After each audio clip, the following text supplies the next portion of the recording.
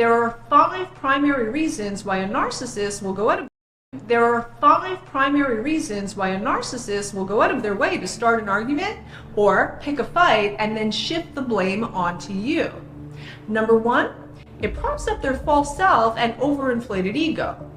People with a destructive narcissist personality pattern, in other words, people who land on the spectrum of destructive narcissism, go through life with an intense need to start and win arguments because it props them up. Meaning, it boosts their overinflated ego. It helps keep their false persona, including their false sense of superiority, intact. It lets them know that they're alive, important, significant, even if in a highly dysfunctional and destructive way. In fact, the more high spectrum they are, the more they'll seek to accomplish this by any means necessary. But there's more to it.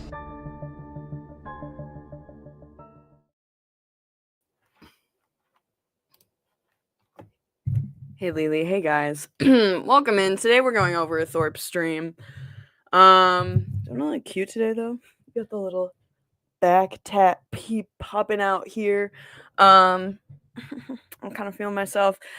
And I'm really excited for today's stream because this has actually been privated.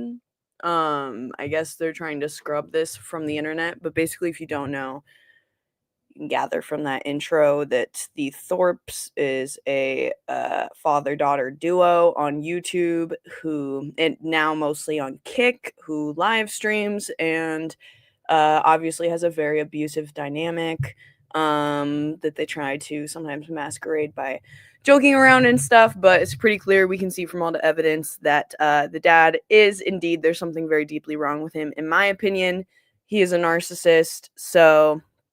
But, you know, some people, they think it's just cluster B, borderline, psychopath, all this stuff. Obviously, we're not here to diagnose. I'm not a professional. But we will be going through what happened with... Thank you, Siobhan. Yeah. Don't worry, it's being taken care of though, and it's all being documented, and it's just...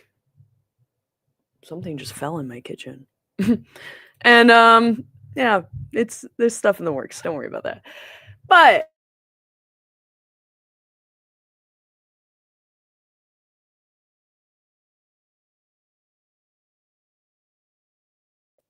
Hello. There I am. My washing machine broke today, and like all of my... It's so bad, dude. Like my entire hallway is like covered in water right now. And I've been pushing it off. It's so crazy because Ruby also did a stream about her washing machine breaking. So maybe we've been tagged. Guys. And this is my God's punishment for exposing these fucking grifters and shit. I know, isn't it crazy? Isn't it fucking insane? I genuinely cannot believe that it aligned like that. But anyways, let's just get straight into this, okay? So this was their Father's Day, the Thorps Father's Day stream, and it ends in... It basically, the entire stream just turns into the dad, Ben, here trying to completely mindfuck, manipulate, and gaslight this individual here, Grace, the daughter. All because I think she implied that he could be a little bit nicer. Tried to assert some kind of boundary there, say, you know, hey, you don't have to take your anger out on me. And it resulted in wasting at least an hour and a half. This is just on stream.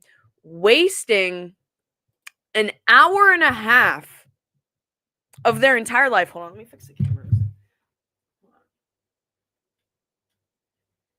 And this is honestly... It's a small instance. It's a small instance of like they have these like things where they just waste their lives like fighting and like hashing out and over analyzing the most simple of conflicts that could just be resolved with a simple like, hey, I don't like this. I'd appreciate if, you don't be an asshole taking out all your frustration on me. Okay, sure, honey. Will do. I'll work on that. Instead, it turns into a literal, it'll be, it'll go for 8, sometimes they go for 8 hours. Back when they were doing more of it on camera. Nowadays, it's like it'll go more for like a couple hours, and then I presume that they're taking the rest of it off camera when it continues to go on, and because a lot of these they won't even resolve it on stream. They'll just end the stream angry and whatever. But yeah, so today that was just the first stream. The other one is 4 hours. Are you serious? Are you serious? Yeah, see, I don't even have the second stream because they deleted and they usually never delete their stuff. So, because I used to download the streams in case I want to react to it. They would like delete and private them more often. Now they don't do that except in this situation. So I don't exactly know. Hans, if you do want to like see if you can like send some of the more notable moments from the last 4 hours of it to me, I would be very grateful. Very grateful if you did that. But there's plenty to go over here, and it ends in, I don't know if this is going to be included in the Mark Fusion clip here because he's the only one that clipped it and re-uploaded this. But there's a few notable instances that I'm just going to show you as a little teaser here of clips that people have sent in my Discord.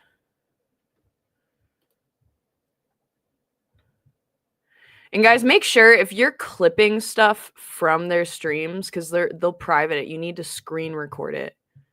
You need to screen record it and then send it on Discord. Oh. In this stream, Ben literally talks about how he wants to, Grace deserves to be abused and hit.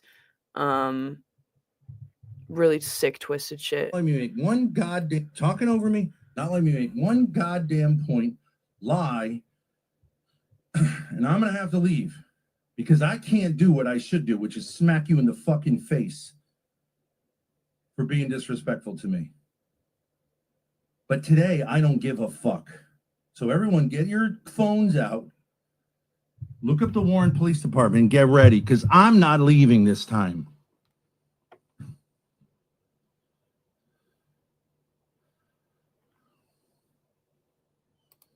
Yeah.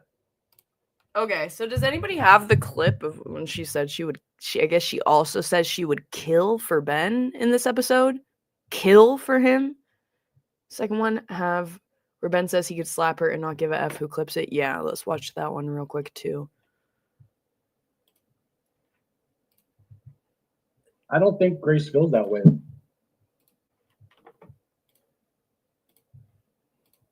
Hans, you should upload it as an unlisted YouTube video and then send me the link is what you should do. If you can't do it today, because I know it takes a long time to upload, we can do a part 2 of this stream. Relationship. You said you weren't going to despair. This is like literally just despair. If you really think that, that's actually it. I think that you're not aware you're using it, but I think that is operative. Yeah, So that's what this is gonna build up to. She said, so I guess she also says in the stream that Ben, he being Ben, is the only one who could drive her to rope, if you know what that means. What do you use a rope for? To end things. Hans Guru, I love you.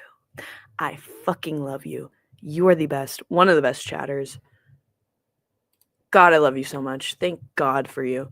The only time Ben's eyes brighten up with joy is when Grace is weeping. That is a very distinct, astute observation right there. Like, he genuinely looks happy and in true joy to be having this control over somebody else's emotions. She was crying because we'll see. No, she did nothing. She did nothing wrong. Yes, that is the Grace that they took to the airport. Yes. And the thing that Ben does with Grace is he very viciously abuses her and uses her to do like his dirty work when it comes to like other people such as myself that call out Ben's abusive behavior. He uses Grace as a pawn and a tool to as a weapon to come at people like me, people like Ruby. Ruby is somebody who tried to offer Grace a place to stay and called out the physical violence that Ben was doing to her. I don't know. Was putting on it the physical, called out that he gave her a fucking black eye, okay? And because of that, Ben will then turn Grace into his flying monkey to come and attack people like me and Ruby and basically just go on like a you know, these vicious hate rants, and Ben will be like kind of the nice guy. And so HFF, like, I guess tried to ally with Grace because she puts on this thing of she doesn't like me, and you know, she's totally happy with her dad. And you know, obviously you can say whatever the fuck you want about that. Obviously, yeah, you're gonna be upset that I'm calling out this behavior, but in the end, yeah, she's the one that has a personal problem because of Ben. Hopefully one day that'll turn around and she'll realize that that it's not a personal issue that anybody has with her, but with Ben. But it is very hard to differentiate and be able to set aside all the things that Ben has like made her do to people such as Ruby, talking about how she wants to like piss on Ruby's grave, or Ruby's brother's grave, talk about how she wants to like call Ruby's methadone clinics or incite people to call the methadone clinics to like fuck with her real life medication and stuff like that. It's really hard for people to like set that aside and be like, okay, this is Grace doing this at Ben's bidding, and you know, hopefully not actually who she is as a person if she wasn't with Ben. But of course we'll never know until she gets away how much damage has really been done. I'm going to play this one more time just for new people coming in. If you are not super familiar with the Thorps, I just want you to watch this, and then we'll get right into the reaction here of the Father's Day stream of with what happens on Father's Day when your dad is a narcissist and thinks that you cannot do anything right. There are 5 primary reasons why a narcissist will go out of their way to start an argument or pick a fight and then shift the blame onto you. Number 1, it props up their false self and overinflated ego. People with a destructive narcissist personality pattern, in other words, people who land on the spectrum of destructive narcissism, go through life with an intense need to start and win arguments because it props them up. Meaning, it boosts their overinflated ego. It helps keep their false persona, including their false sense of superiority, intact. It lets them know that they're alive, important, significant, even if in a highly dysfunctional and destructive way. In fact, the more high spectrum they are, the more they'll seek to accomplish this by any means necessary. But there's more to it. So yeah, and then the other thing is just that, like, obviously the reason why Ben he gets Grace to do the you know, pretend that she's the one that's mad and say all like the mean try to start fights with people like me and Ruby, because he wants to isolate her from anyone that is, you know, was trying to advocate and support her. He wants to turn her against any of those people and say, no, I am the only one that's here for you. I am your only friend. And these people, these are bad people, and you need to make them into your enemies. So this is the exact Grace quote. He's very influential to me. If he wanted me to kill somebody, he could probably convince me that it would be a good idea. Okay, that's just the fact of the matter. Paranormal Drama Llama, do you have a clip of that? Can you drop that in the Discord? I'm going to put the Discord invite link in the chat right now.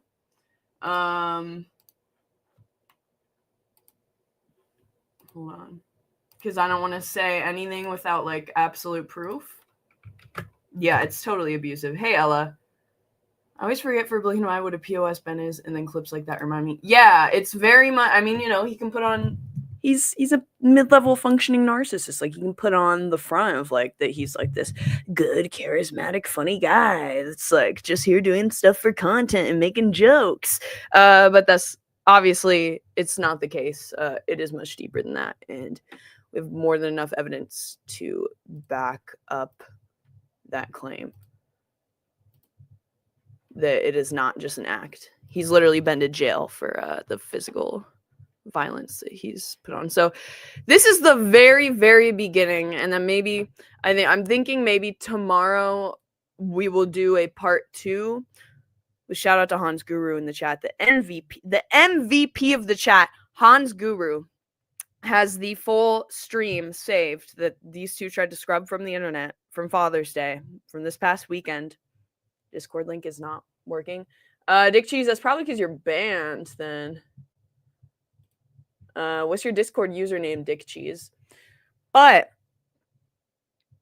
fuck was I about to say? Yeah, so this is the beginning, and then we'll probably do another reaction tomorrow, the next day, of the escalation. Okay, this is the first hour and 30 minutes, and it does really begin immediately with the escalation. But the crying and the stuff about saying I'll murder for my dad, I guess that will be in the future streams. Yep. No, I know. Okay, you're in charge now. Okay, I thought I said I was going to be in charge. So there's just tension right off the bat here. Okay, give me a few minutes. I think I got it. Okay. All right. Steven David, Joe Shabatoni, welcome. JF, welcome. Kite Karma, welcome. Back.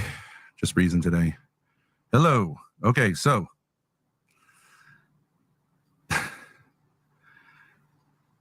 happy Father's Day. Thank you very much for all your well wishes on this Father's Day. Welcome back. Thank you. Now, hello, Amsterdam. I'm sure that he's already triggered. He's in a certain type of mood because, you know, in spite of the front that he's going to put on, he knows that he is a failed father and a horrible father. In fact, there's allegations from the family that, and most of us know this, that he did groom this girl right here, Grace. He groomed her sexually from the age of like 14 or 15 is what the family alleges. That includes the eldest brother and the mother. They both allege that. And then these two, they also make jokes about and kind of allude to it quite often on stream, which makes people even more suspicious.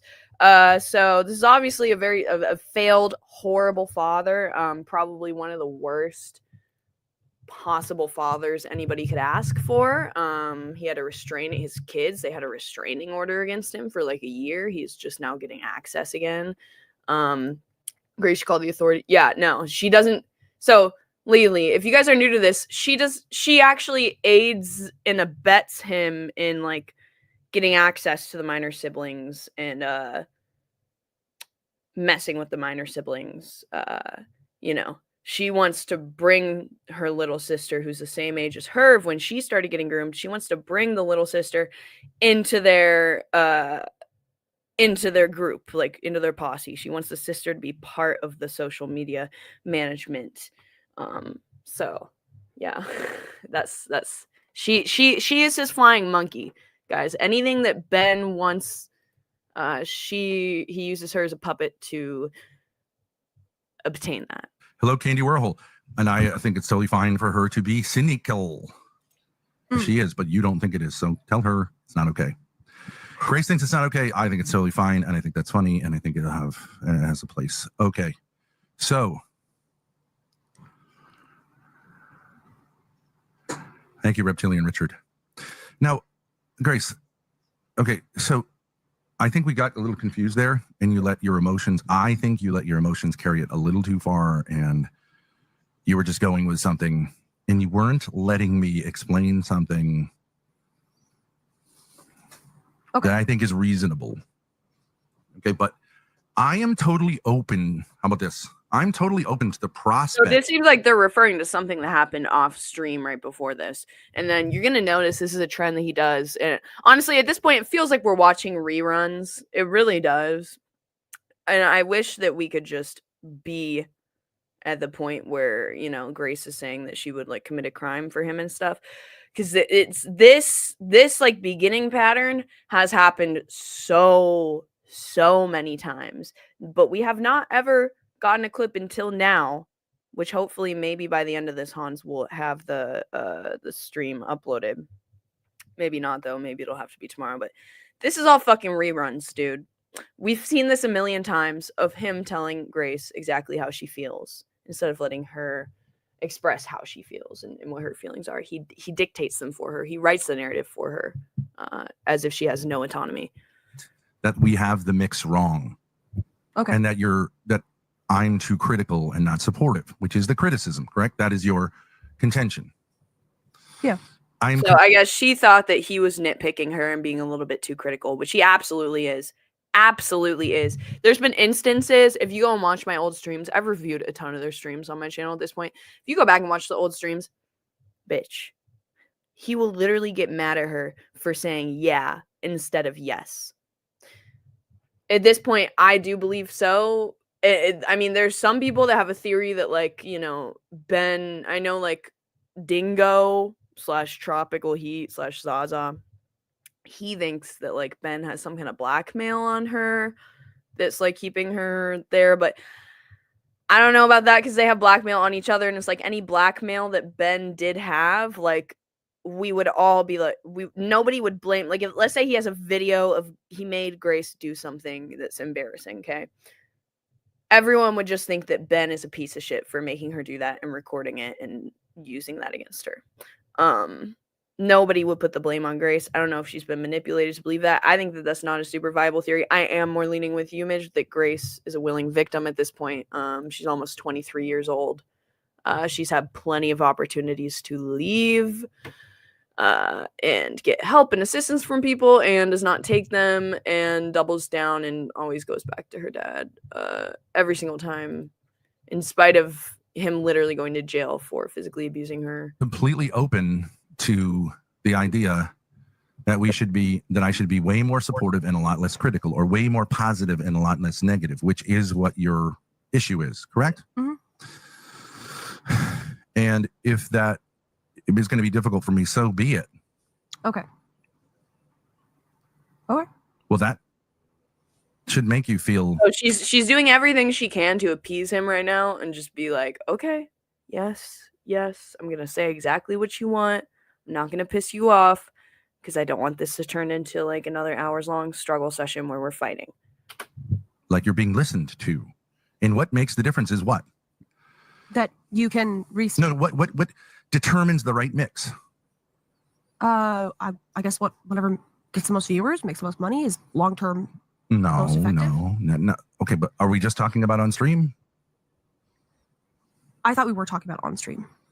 Okay, on stream. Okay, let's just take it on stream. Okay. It's not whatever gets us the most viewers, but like, because of course, it's whatever makes the most sense. But I do think you have to bring in like off stream as well. Like, we should be, I guess because I'm being criticized, I should be acting from a place of love, which means wanting the best for you. Mm-hmm. And you should be doing likewise towards me, correct? Mm-hmm. Yes. Okay. But you're saying that basically I'm not being loving. I guess so, yes. Okay. I fucking hate the way that she just lets him completely dictate the terms of the conversation, and like he just gets to call all of the shots, all of them. Yeah, it's like cold and dark. Yeah, it is.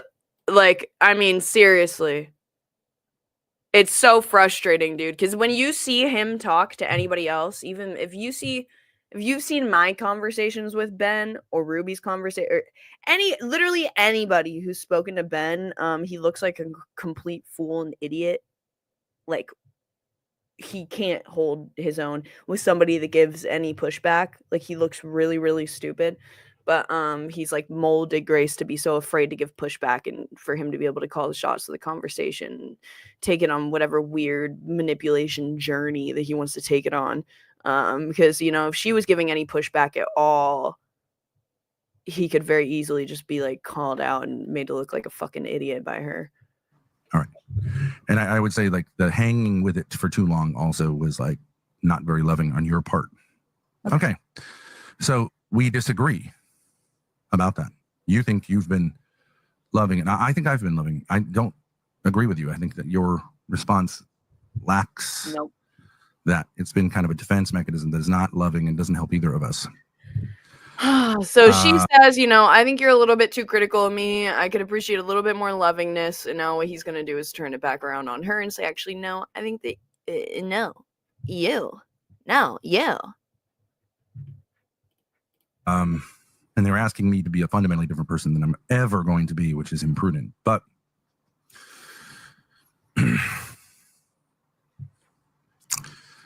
okay, part by part. But you're just saying it's not okay. Well, that's not the only thing. The other thing I would say is that. So is it okay for me to be like surprisingly just... And then she can't even answer any of his questions. Every single time she just gets cut off by him and just told what her position is and what she feels. Told that. Grabby all of a sudden, if I'm willing to like say, like acknowledge that and then say like, okay, let's work through it together. Yes or no? Yes. Okay, so then what's the problem? Because you were saying that you think that like made sense. And I was just saying, I don't think that made sense. Right? You were saying like, no, that's what the dynamic is here. I'm going to be crabby and harsh. All right, okay. This may be like logic versus feelings. This may be Mars, Venus kind of thing. Okay, but like... This is all I'm over him being in a saying crabby mood. Like, all you need to do is just say, sorry, I'm in a shit mood. I'm not going to take it out on you anymore. That's my bad. Let's move on to the actual stream. But this is going to be the entire stream. You, and I don't think this is a change. I'm willing to look at this objectively, and if it doesn't make sense, to make an adjustment. Mm-hmm. Hold on. We have the quote that Paranormal Drama Llama was talking about by Hans Guru for us. Got that. Hold on. So let's play that real quick. I guess I would just say this. My dad has a lot of power over my emotional state. It's very true. I guess I would just say this. My dad has a lot of power over my emotional state. It's very true. He has a lot of power over my emotional state. He could probably, if he really wanted to, get me to a place where I could rope, like pretty easily, if he really wanted to. If he, theoretically, not that he would ever do it, but like if he ever wanted just to show somebody else, Not that to he would show ever them do that it. he could get me to delete myself, he probably could. Okay. He's very, very, I'm not saying controlling. I'm just saying I really trust him. He has a lot of power over the way that I take different things and, you know, my views and stuff. It's true. He's very influential to me. He's extreme. Like, that's just true. I'm not embarrassed of it, but like, it is true that if he wanted me to kill somebody, he could probably convince me that it would be a good idea. Okay. It's just a fact of the matter. So what? That's fucking insane to say. Why would you say that out loud? Why would you say that out loud? Completely proving, if you guys go to the YouTube channel, All for Nothing Analysis, if somebody can link it in the chat, they've actually done a stream on, this is like a year and a half, maybe 2 years ago now, called What is Grace Thorpe Capable of? Comparing her to other women that have been, you know, the little puppets of these narcissistic or abusive, sadistic, evil men, and shown what these women have done, crimes that they've committed for these men, been manipulated into it by these men.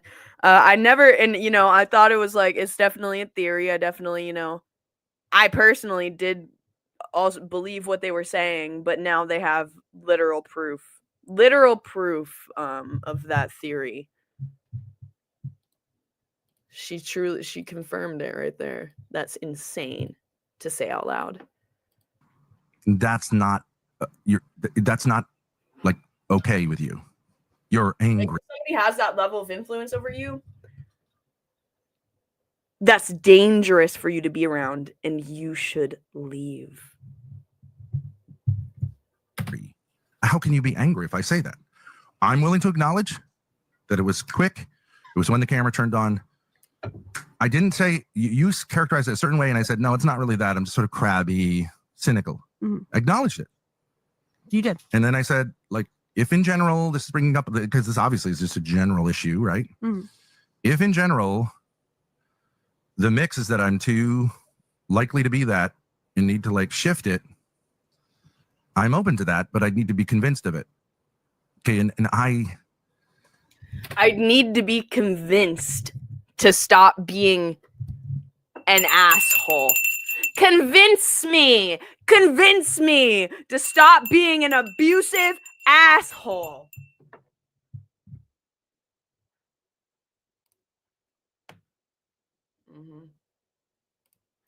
Being there's plenty of places that I think if she truly left,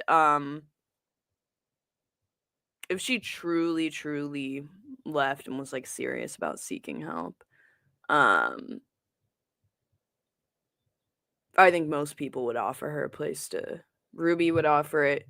I would even offer it if she was really like on the fucking run from him, like truly good faith, not some. Because here's the thing: it is somewhat because they've done this before, where they like pretend that they're trying to get help, but then really it's just like some weird scheme that they're doing together. But yeah, like there's plenty of people that would be willing to. I mean, obviously her family as well, like her mom, her brother. They all love her and want her to escape. like that's all I can give you at that point. That's like 100% correct. And you were like not okay with that. Like that wasn't good enough. You're still angry. You were still angry, and you still are angry. I was angry, but I was angry. You still are angry, and you're lying if you say you're not. I am still angry. Okay, so you want that. Say you're not. So he's allowed to dictate what her emotions are, but later on, he's gonna say that he feels a certain way, and like she's not allowed to question it at all. Then why did you just say I was angry? As if because I was lying. Because you're lying. Okay, that's okay. You're lying. All right. So go ahead. What justifies the anger that you have? Because you were defending your behavior and saying it actually makes sense, and you kind of no. I was exploring whether it made sense. No, you were. I would just say no. I was not. You were saying it made sense. You were saying no. I believe that you. I don't. I'm not even being defensive here. I actually never got to that point. I was saying. I started a semantical fucking gaslighting here, dude. By saying, could it ever be okay that someone seems negative? You said yes. Okay. Then I said, okay, what would make it so what would judge whether how could we judge whether it was appropriate or not appropriate? And I said the circumstances. You said agreed. Then I said, okay, what are the circumstances here? This is the internet. It's kind of rough. You agreed. Mm-hmm. Okay. So then I used the example of Gordon Ramsay. And you said like, yeah, okay, yeah, like, and I started to say like, okay, if you're trying to do something professionally and you're not meeting the standards, like it's okay to be kind of harsh and can in fact be an act of love and engagement and optimism, although it looks negative. Okay. I'm not telling you what the answers to those questions should be. If I'm being an asshole, it's actually love. If I'm being an asshole and I say something in a very harsh, honest manner, in a very meanly phrased way, but it's technically honest, then actually you're just too sensitive and I'm actually a good person. I'm actually a good, righteous person for being an asshole to you. B. Okay. I'm asking you, and you're genuinely saying what you're saying. Okay, so then, of course, we're going to get to the point where, and I did try to make this point at the beginning, that I think an argument could be made that me being crabby makes sense because of the alcohol analogy, right? Mm-hmm. Mm-hmm. But it's... you don't need this many analogies to explain that you're crabby and being an asshole, bro. He cannot take a single iota of criticism anytime he's in the wrong, and it's like, hey, you don't need to be fucking acting like this. You don't need to be taking your anger out on me. What? We're doing Gordon Ramsay. We're going to fucking, what did he just say? What did he just say now? Sorry, I was just reading. What the fuck? That I think an argument could be made that me being crabby makes sense because of the alcohol analogy. Okay, it's like Gordon Ramsay, alcoholism. He's just info dumping a bunch of like stuff to try and confuse her and like and just like muddy the waters. And it's like, oh, we're going here, we're going here, we're going here, we're going here, all around the fucking map, instead of just honing in on you don't need an analogy to explain something so overtly simple. It is so overtly simple, bro. Yeah, what is it, like Hell's Kitchen? Like bro, what? Right? Like maybe if you're explaining like a more advanced like physics concept, or you know, maybe even a more advanced like psychological concept, or you know, a debate fallacy or something, or you know, something, or a legal something more complicated, and you could be like, yes, here's an analogy for it. You don't need an analogy and stuff to explain that you're being an asshole because you're crabby. But it's proper that someone has a kind of cynical role. Now, you're saying, well, that shouldn't be you. Okay, make that case. But like, you have to stop feeling like your anger is basically like definitely true here. You've got to like let go of it. Stop trusting your intuition, Grace. Stop trusting your intuition and your emotions and your feelings. Don't trust your feelings. Trust what I say above all else, because I am Jesus Christ. And he will compare himself to Jesus Christ in a little bit here. I'm so serious. He's going to compare himself to Jesus. He always references Gordon Ramsay loves him being a bully.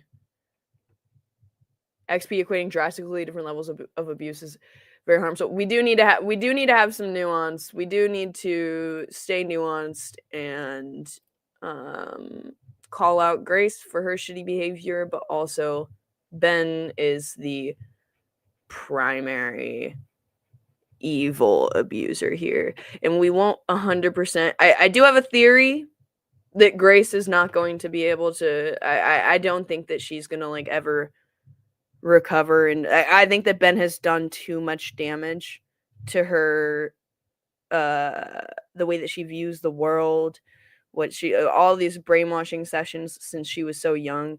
He's done so much damage to her. I don't think she's ever going to be like fully normal or like well adjusted in society, and I think that she's going to have a lot of like these like narcissistic adjacent personality traits, if not a whole disorder of her own. I don't know, but of course we won't fully know that for certain until we see her escape him and, you know, be on her own, if she ever does manage to do that and say, I might be right and I may be wrong, and this person is open to both, but he's not going to be swayed by my continuous anger. Doesn't make sense for you to be angry if I'm saying I'm willing to absolutely look at this. Okay, that's fair. So are you angry? She's allowed to be angry. She's allowed to feel whatever she wants to feel. Just because you acknowledge what, like, okay, like, what is this of like, oh, well, yeah, I killed this person, or, oh, yeah, I did this shitty thing, but since I acknowledged I did this shitty thing, you're not allowed to be mad at me anymore. No, you can still be mad. No. Bullshit. I You wasn't. didn't give me the answer that I wanted, so I'm gonna say that you're lying. Angry. I was angry until you said that, and then I said, okay, that doesn't You make could any say sense. that I was initially angry because I was confused because it seemed like you attacked me for no reason. I can see that. Mhm. But at a certain point, you can say, like, if I say I can see that and I can see how it was a surprise and I want to work through it with you because this is like bringing up a larger issue, you no longer have a right to be angry. Because I am responding to your anger, which is saying, like, Who the fuck are you, God? Like, it's like, what do you mean you don't have a right to be angry? Who are you? Are you a judge? Are you God? Are you Jesus? He's gonna say, yeah. I don't see how this is right the way I'm being treated, by saying I'm willing to look at that. Yeah, that's true. That is true. So you can't be angry at that point. No. You were. I was. Well past that point. And so then I become angry at you because I don't think it's reasonable for someone to continue to be angry with someone when they've basically said, I can see how you're angry. So then I'm saying to you, I don't see how this is just treatment of me. I'm open to it, and you're just holding on to anger. Right. And I was wrong to do that. I was wrong. I should not have just held on to that. Anger. Okay. But if it comes right back up, that means you are holding on to it. So, I mean, maybe you could say, I mean, I don't actually really think that this, so now are you saying that like the problem that we have together in your mind, the problems with chemistry is that you think that I'm too critical? Can I nuance So like, and that this is just a like, little bit? this is just like, you know, like a kind of like, whatever. I just don't think that you come out of like 10 years of this without having some pretty real damage. And that's like, not to say that she wouldn't be much better. Like, I think she will be able to recover from a large portion of like, but there's gonna still be some issues. I mean, I know people don't like hearing that, you know, but that's just my opinion on the matter. I also hope that, you know, I mean, it would be very inspiring to give a lot of people a lot of hope if there was more recovery that could be done. And obviously, I think in spite of like any personal biases and stuff, I do hope that she can like fully recover. That would be the ideal. I'm sure it's not impossible, but it would take I think probably like extensive like therapy and reflection, and I don't know. Mary Nicole mind this particular episode, because I didn't think that's true. I don't get it. I don't get how that's like, if that's like the underlying issue, then like I have a lot of problems seeing. I'm actually like much more cynical about our prospects. Okay. I guess I would say the underlying issue is like when we're not on stream and we're rolling together, watching videos and stuff. I guess I would say, I don't think I'm going to talk about HFF today. Just been doing some like behind the scenes work with that. So, yeah, I don't know. Like, what do you want to know, CO Bon? I talked about it more yesterday. I don't know. I might do another. If I do a stream about them, it'll like I try to keep things more like separate because I don't have like a ton of time today either to go beyond these two. there isn't this, I don't feel like there's an edge where you Totally not see true. me. Okay, what do you mean? I'll say to you, like, I'll say whatever to you. I'll say, shut the fuck up. You're fat. Get out of here. You're a loser. Yeah, Hey. right. But That's nice. That's nice.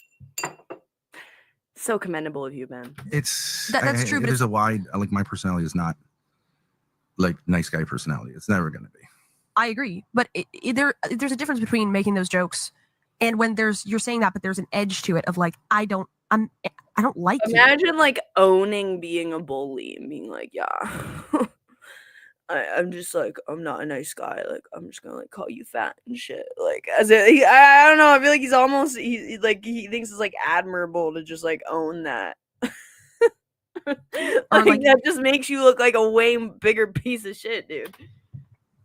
It's not equal. It's like you're saying like, and I'm not saying we have to be equals, but it's Okay, like I understand that. condescending or something. I don't know how to say it. Sure. You can use Lalo's bad grammar and say you're condescending at me. Whatever he said.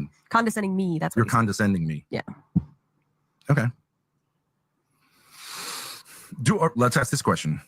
Do you think in general with people that I have this problem? Yes.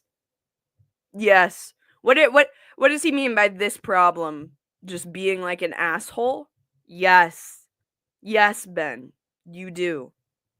But I think Grace will still be like, because she gets the biggest like grunt of it. Like she gets the worst of the worst treatment that like in comparison, it's like, yeah, Ben actually probably does seem nicer to Ruby than he does to Grace in comparison, even though he literally talked about how, you know, they want to like piss on Ruby's brother's grave and question the circumstances of his death and like call her a whore and an ugly whore and all this stuff, right?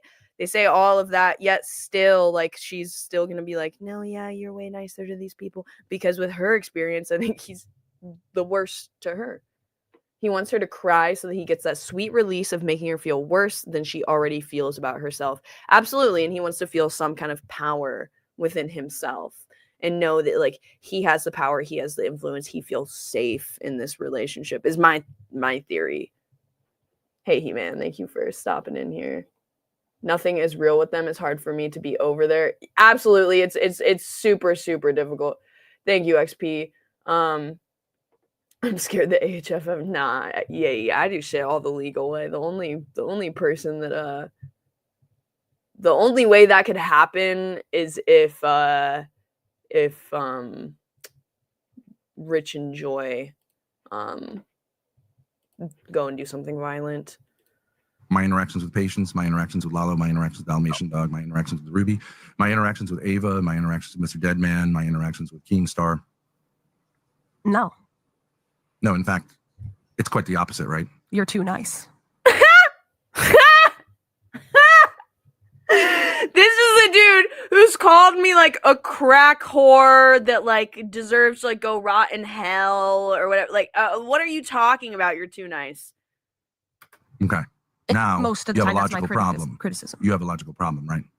Mhm. We have a logical problem because you're saying, in general, if anything, you're too nice to everyone except me. That's actually a very common thing with because I get where he's coming from. Like, yeah, he is even worse to Grace than anybody that criticizes him or that he has like a beef with online. And that's actually very adjacent to it's a very common theme with people that have parents that are narcissists or just abusive parents. For example, like my mom's dad, he was he was like an abusive alcoholic when she was growing up, and he was very well regarded by the neighborhood. Very, very well regarded. Everybody thought he was a super nice, bubbly, charismatic guy. But then it's the stuff behind closed doors is typically how it goes. Thank you, Titus, for the 10. Shout out to Titus. She says, Ben is proud to say he will never change, not realizing a person that changes that doesn't, I'm assuming you meant doesn't change, never grows. It's not the flex he thinks it is. Exactly. It's like these people like Jesse Lee Peterson and stuff that are like, I've had the same exact political views for 30, 40, 50 years and I've never once changed my mind. I'm like, dude, that's not like the facts that you don't learn and grow and admit when you're wrong.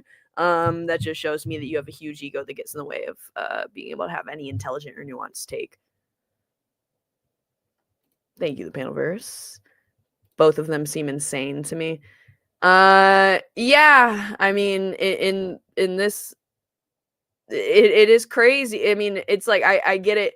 It is insane to be tolerating this. It's just the complexity of fucking abusive dynamics and codependency, I guess. But like, I mean, yeah, this guy on the fucking left here, absolutely insane. Like beyond saving. I believe that's true. And okay. And In a to me, certain you're way. really harsh. Okay, but like that is like the definition of almost every rotten human being, right? You're both nice and harsh. You're Hold not on a just minute. harsh. Hold on a minute. Let's stick with that analysis. Okay. He used to be I'm uniquely a victim crazy. of you. He used to be a fucking teacher, bro. Like, imagine, like, after class, you're stuck being lectured by this guy and you can't fucking leave and he has all the power. When Ben says goofy shit about having homicidal rage, it may sound like a joke, but it's a death threat. He makes it sound goofy, so it's not taken seriously. Absolutely. They love to hide, like, the truth behind little veiled jokes and stuff. But you see that as a pattern. The things that they joke about actually do tend to be true most of the time. That one guy attempting to explain biological evolution to Jesse Lee Peterson recently was so cringe. I sometimes forget how stupid most humans are. What? Wait, you think the guy that explains evolution is cringe? Hey, Randy, welcome in. Thank you, Lily, for stopping in. Ben has done this after every bridge burning. He paints Grace as the critical one. Yes, exactly. This is what he does because he has to turn her against anybody that would support her or be an advocate for her. And, you know, he's even successfully done this with me. I'm a fucking fallible human being. And he had Grace, you know, do the initial stream of like talking a bunch of mean shit on me when I initially like left because Ben was being creepy and weird. that one time we met, and then they did like a stream afterwards. And like Grace was talking a bunch of shit about me. And yeah, personally, like it's very hard to like separate that and, you know, not have like personal issue and like have that bridge burn or whatever. And still, I think currently she would just talk a bunch of shit and like say that, you know, just that she hates me and all this stuff, and that Ben is actually the one that likes me or whatever. But that is just her doing the dirty work for him. He puts her up to that. And you're a super nice guy with everyone else. If anything, and it's a very good strategy. It's a good strategy that he does. It's one of like the better manipulation strategies that he does, because yeah, it is really, really difficult to like, you know, be, you know, advocating for somebody when they're actively like, it's very hard to like set your feelings aside and not let like it personally get to you and muddy like your opinion on the situation. And still grant Grace like the same amount of grace after all the shit that she's like done and said to people like me and Ruby. But it's very hard to compartmentalize that. Too nice. And stay unbiased. And sometimes I fail at it, trying to do better at it. But yeah, it's a very good strategy by Ben. He turns Grace against everybody who they fall out with, but so that like they have a harder time supporting her. That's the thing. He looks Each like of them also basically thinks that. Mm-hmm. I understand. You've said this. Mom said this to you. Right? Okay. Oh, but then they have to like kind of go, oh no, he's also harsh towards other people, but they don't really think it.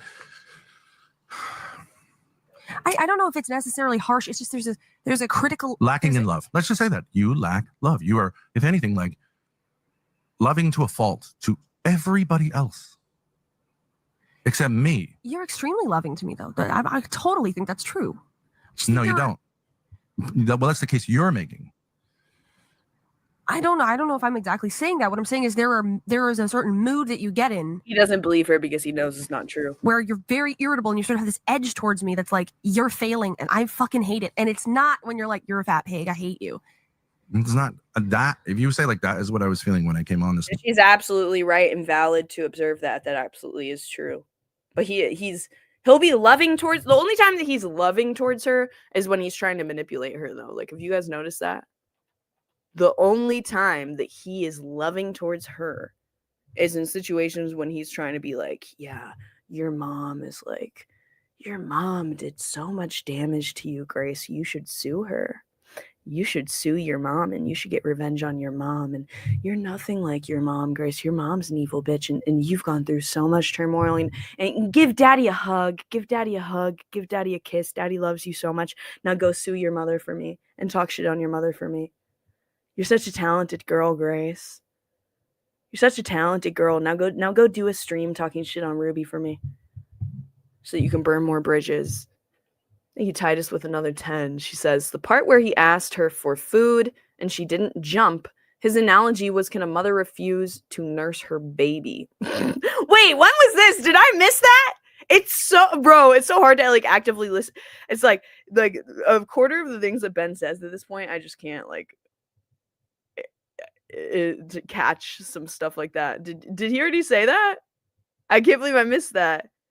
It's so hard to not fucking like tune him out. The part where he's asked for food and she didn't jump, his analogy was, can a mother refuse to nurse her baby? He's not the baby, he's the 55-year-old dad. The weaponized incompetence is insane, dude. He thought that was a good point. Good catch, Titus. This morning at the beginning, that is not true. But you can say I'm lying, but I'm telling you that's not true. I wasn't like I fucking hate you. I was just like, see, and what would happen? Because look, he can do this thing of, oh, that's not true. That's not how I felt. That's not what I did. That's not true. You can say that I'm lying, but it's not true. But she cannot say, when he accuses her of lying, she can't say, well, it's not true. I'm not lying. This is how I feel. Because she knows that will make the situation a million times worse.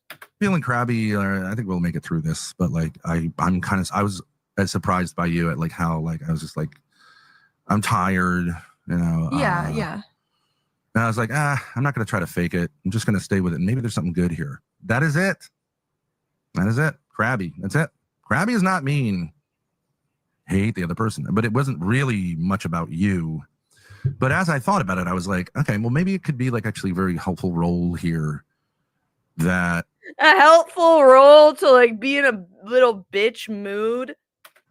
since kind of you are the sort of source of these problems, although not to blame for them, that, you know, You're the source, but you're not to blame. You're the source, but you're not to blame. Fuck the way that I wish she would say something. Like, does that make sense, Ben? Your favorite phrase of, this doesn't make sense. Does this make sense? I don't know if this makes sense. I don't think this makes sense. That statement does not make sense. That statement does not make sense. You're the source, but you're not to blame. I'm blaming you, but I'm not gonna say I'm blaming you. I kind of am the shit tester. It's just where I'm at, and it kind of makes a certain amount of sense that I'm at that place. And I stand by that. He has no idea how good he fucking has it with her too. Like, she is not the source of any of his issues. She's not the source of any. I mean, maybe he gets annoyed sometimes or whatever, but versus him being alone without her, he wouldn't even be able to function. He wouldn't even be able to live.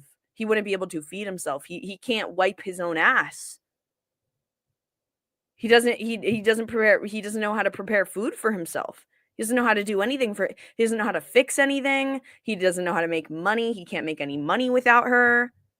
He is completely dependent on her, and his life would fall apart and just be ruined if she left him. He would not be able to survive.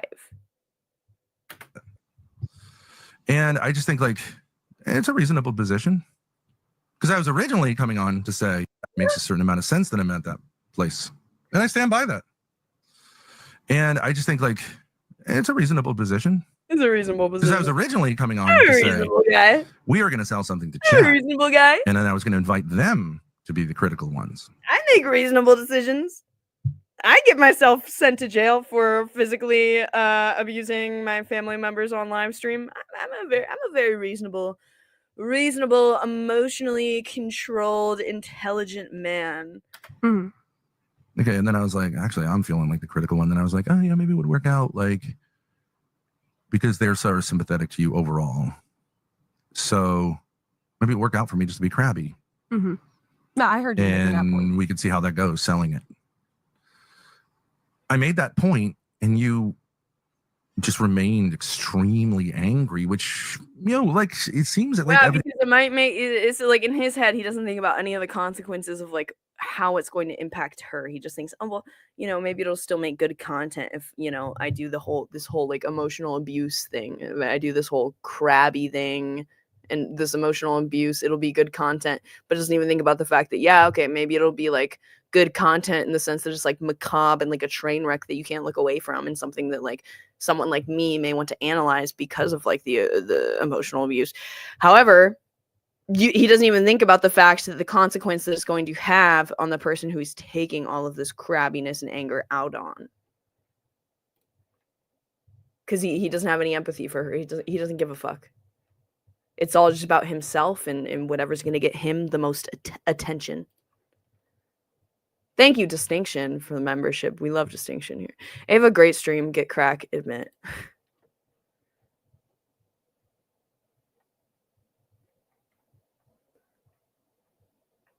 Dead Man covered.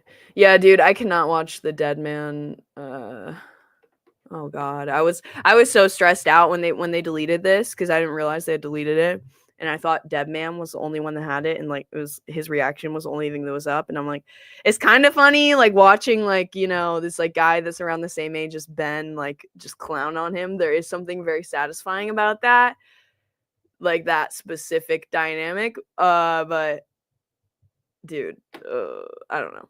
I won't say anymore. I don't want to start any beefs. Evidence to me that this is an underlying problem. And you just said, when I said your view is that I'm nice to everyone else, but I'm not nice to you, or like, you know, I'm overly loving towards everyone else, but not to you. And you go, well, okay, look, you had to nuance it, but you originally said, yeah, that is what I believe. It's just like, bro, they've officially now wasted 20 minutes of the stream, 20 minutes of her life that she won't ever get back. Of like, well, I'm overly nice, and then I'm sometimes I'm not really that nice, and let's analyze the level of my niceness. And but who gives a fuck? Move on. Oh my god. Who cares? No, I said you're nice to everybody else to a fault, and you're too harsh with me. Okay, but I'm not nice to Ruby, but right?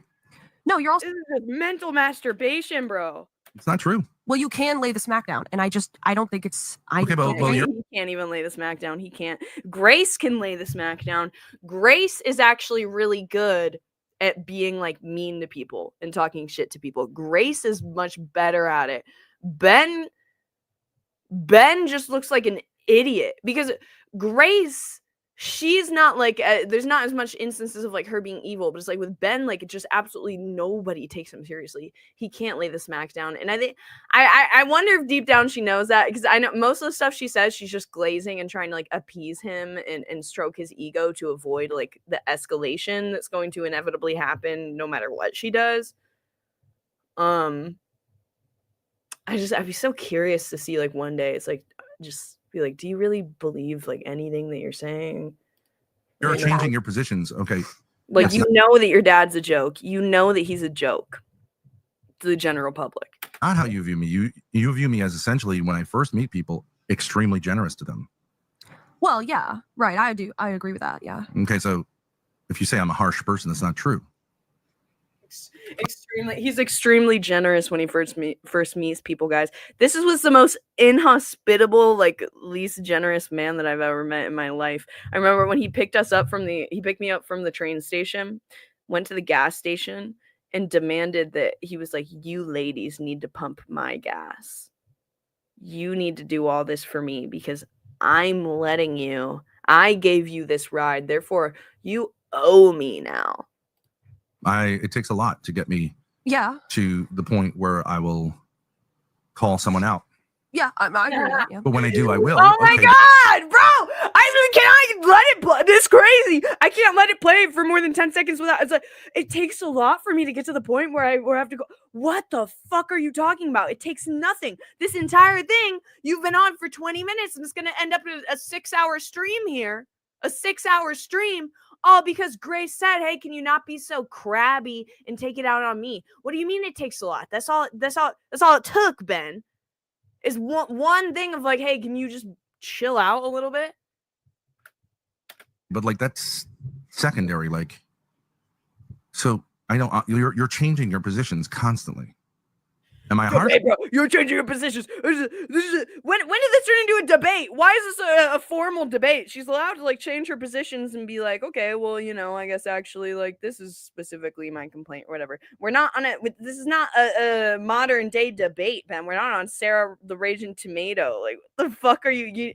Why are you trying to turn like a conversation of her trying to assert some kind of boundary or like ask for you to be a little bit nicer, turning that into like, your position, straw man, this, person, or am I like a generous to a fault person? Possibly to a fault person. Or is that like something that's actually a really good quality of me that you would like to emulate? You're very generous to other people, and then when the time comes, you will be harsh and critical. When has Ben ever been generous? Please give me one example in a way that he is more generous than the average person he's not. I knew Jeremy was going to say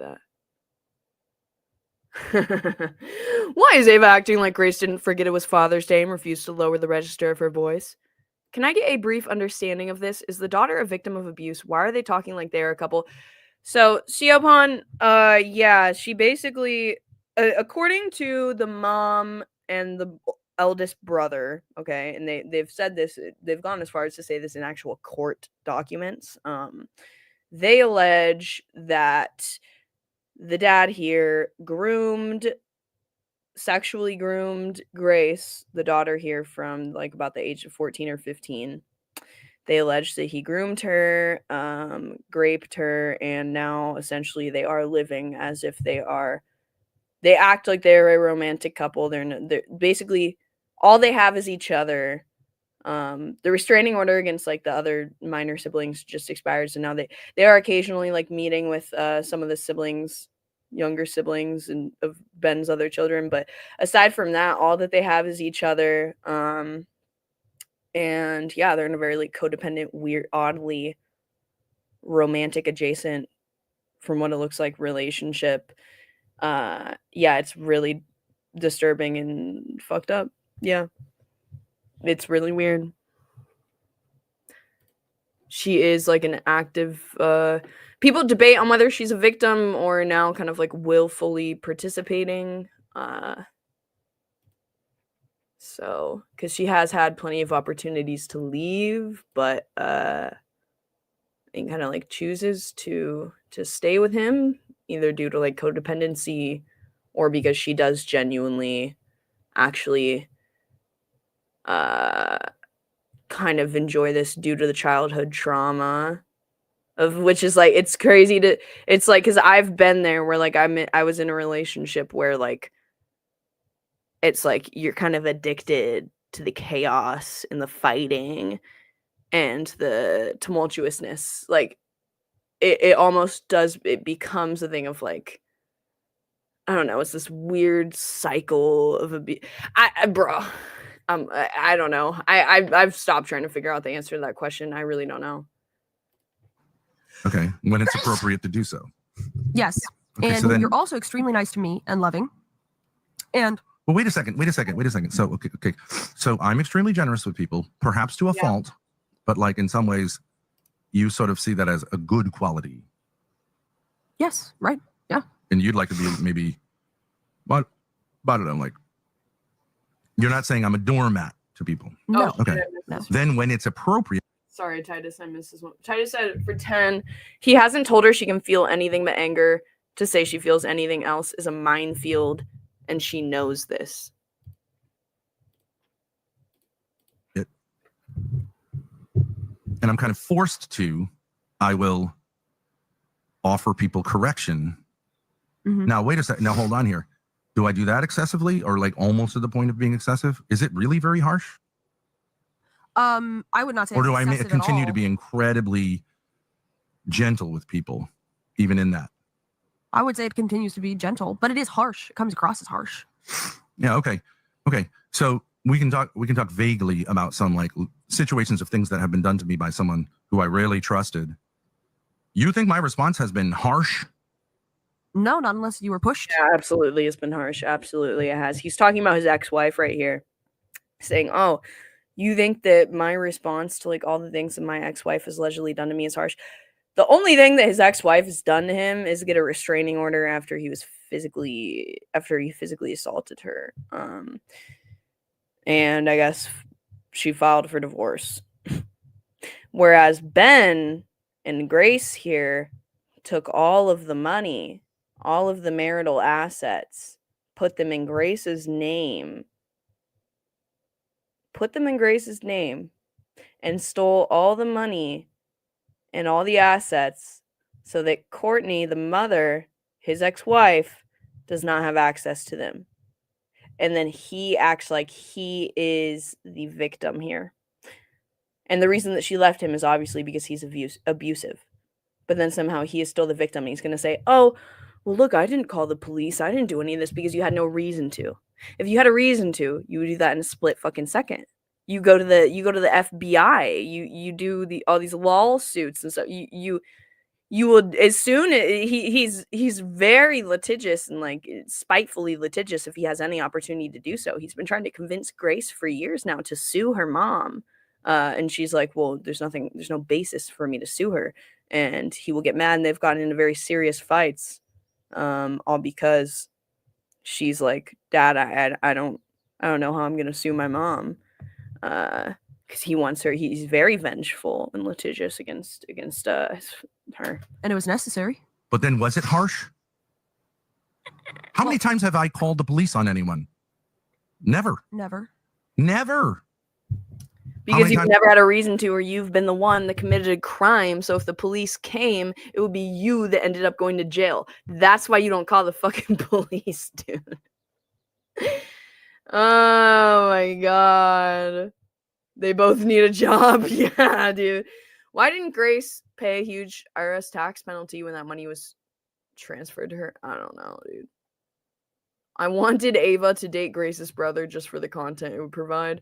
I mean, her brother is very attractive. I'll say that. I'm definitely into her brother. But he's across the country, so hi John. It's so hard to picture wrapping my arms around him being almost his age with the BO and Siamese chin demon on his back, much less 20 something. Offer people correction. Is it very harsh? Put this in the context of physical abuse. Yeah, that is what he's referring to when he says offer correction, etc. Yes, that's his way of saying like, oh, physically correct a woman. Times have I taken criminal action or police action or legal action against someone who has obviously done illegal things against me? Never. Never. Okay, so but you're actually just going like, what has she done, Ben? What has she done? Tell us. What has she obviously done? Oops. Yeah, right. So there's a reason that he doesn't go into further detail there. So your criticism of me is that I'm incredibly generous. How's that a criticism? Now putting words in her mouth now. No, he's just putting words in her mouth. That's not her criticism of him. Her criticism has been since the beginning, hey, when you're in a shitty mood, you don't need to take it out on me and be borderline emotionally abusive to me. No, I would say you're both incredibly generous and you can be harsh when necessary. And but even in the harshness, I'm incredibly generous. Yeah. Okay, so. But for somebody who's fragile, which is most of the people you're talking to, it's quite harsh compared to what they usually hear. Okay. And I think you're. Okay, so let's. No, I'm not. Don't say this fucking thing that you might say because I will. It'll go nuts here. Jesus Christ is our exemplar, right? Now here's where he compares himself to Jesus. This is as far as I got. Was he incredibly generous? Yes. Would fragile people take it hard? Yes. Who fucking cares? What is the point? If you're saying I act a lot like Jesus Christ, there is no possible criticism, right? Yes. Okay. Like, did anyone ever just say something so stupid and so out of pocket like this that I'm just like, I don't even know what I'm like, I don't even know what to say back to this. It's just so insane. So, like, you can't even reason with it. Like, what? So you're saying because he's falsely saying that he's a generous guy, which he's not at all. He's very spiteful, vindictive, and vengeful guy. Not generous at all, in my opinion. Okay. And then he says, with this false claim that he is generous, goes on to spin that to say, well, Jesus was also generous. So therefore, how do you insult Jesus? And this is a perfect example of like narcissists, in my opinion, allegedly weaponizing religion. This is why a lot of narcissists they'll glom onto like religion, or especially like religious fundamentalism. Like there's a lot of fucking people. Hasn't he called the cops on John? Yeah, he has. There's a lot of like really evil men that will take something as sacred as religion and use it to spin it to their advantage and stuff, because they know that it's easier to manipulate people with it if they say, oh well, I am like this god, so how dare you? If you say like, well, the way you act makes some people want to crucify you because they're fragile, that's not a point, right? Mm-hmm. Can you articulate why that's not a point? Because who cares how somebody responds to something harsh if it's true? No. And this is also, see, this is the damage that he's like doing to her mindset. And this is when I say like that I think it's going to take a lot for her to ever be able to like recover and like have some like a normal sense of what's right and wrong and just way of carrying herself through the world, because he's just put all of these toxic ideas in her head of like it's okay to like say whatever you want to people and like be really harsh and mean to people if you think that it's the truth, and like just there's no nuance between it. Like that's one of the things that like he's really pushed on her of like, hey, you're allowed to like go to your friend and like say that your friend has like severe daddy issues and that they're like a failure in life, and just say all of these mean things to your friend if you think that it's true. And what he's forgetting is that it's like there's nuance. There's ways that you can say stuff if you have a genuine concern for somebody. You can say it and you can word it in a way that is not as mean and harsh as the way that they do. Point, right? Mm-hmm. Can you articulate why that's not a point? Because honesty without respect is just being an asshole. Because who cares how somebody responds to something harsh if it's true? Doesn't matter. No, because if God himself, who is perfect, was incarnated and people responded to him that way, then that's not a sign necessarily that there's a problem. Because otherwise you'd have to say God incarnate has problems. Yeah, but the difference is, Ben, is that you are not God incarnate. You are not. So people are not going to grant you the same authority and grace that I know he, in his ideal world, I think he would want to be, he truly sees himself as somebody that would be like God incarnate. Like he thinks that he deserves that level of respect, grace, and adoration. I'm so fucking serious. Yes, Okay, so I understand that. the way you described me seems very similar to the way that one would describe Jesus Christ, which doesn't mean I'm Jesus Christ. But I'm saying the criticism, if the criticism is the same as the criticism of Jesus Christ, then you've got a problem because you need to add something to it. No, she actually dropped out of high school because her dad was roping her into her family. Because it used to be, you see now these two having their long struggle sessions and these like weird where it feels like they're in a romantic relationship and they're like hashing out all these problems. It used to be him and the mom doing this until he recruited Grace into it as a third person to like he would like talk to her privately and like have her come in and talk about their relationship stuff, and he brought her so deep into like the marriage and like as in like this like third like parentified child that it got to the point where she actually dropped out of high school because the family drama was so all consuming. And she's never gotten a GED. She's never gone to college, or sometimes he'll like bring up, oh, you could go to Yale and go to law school.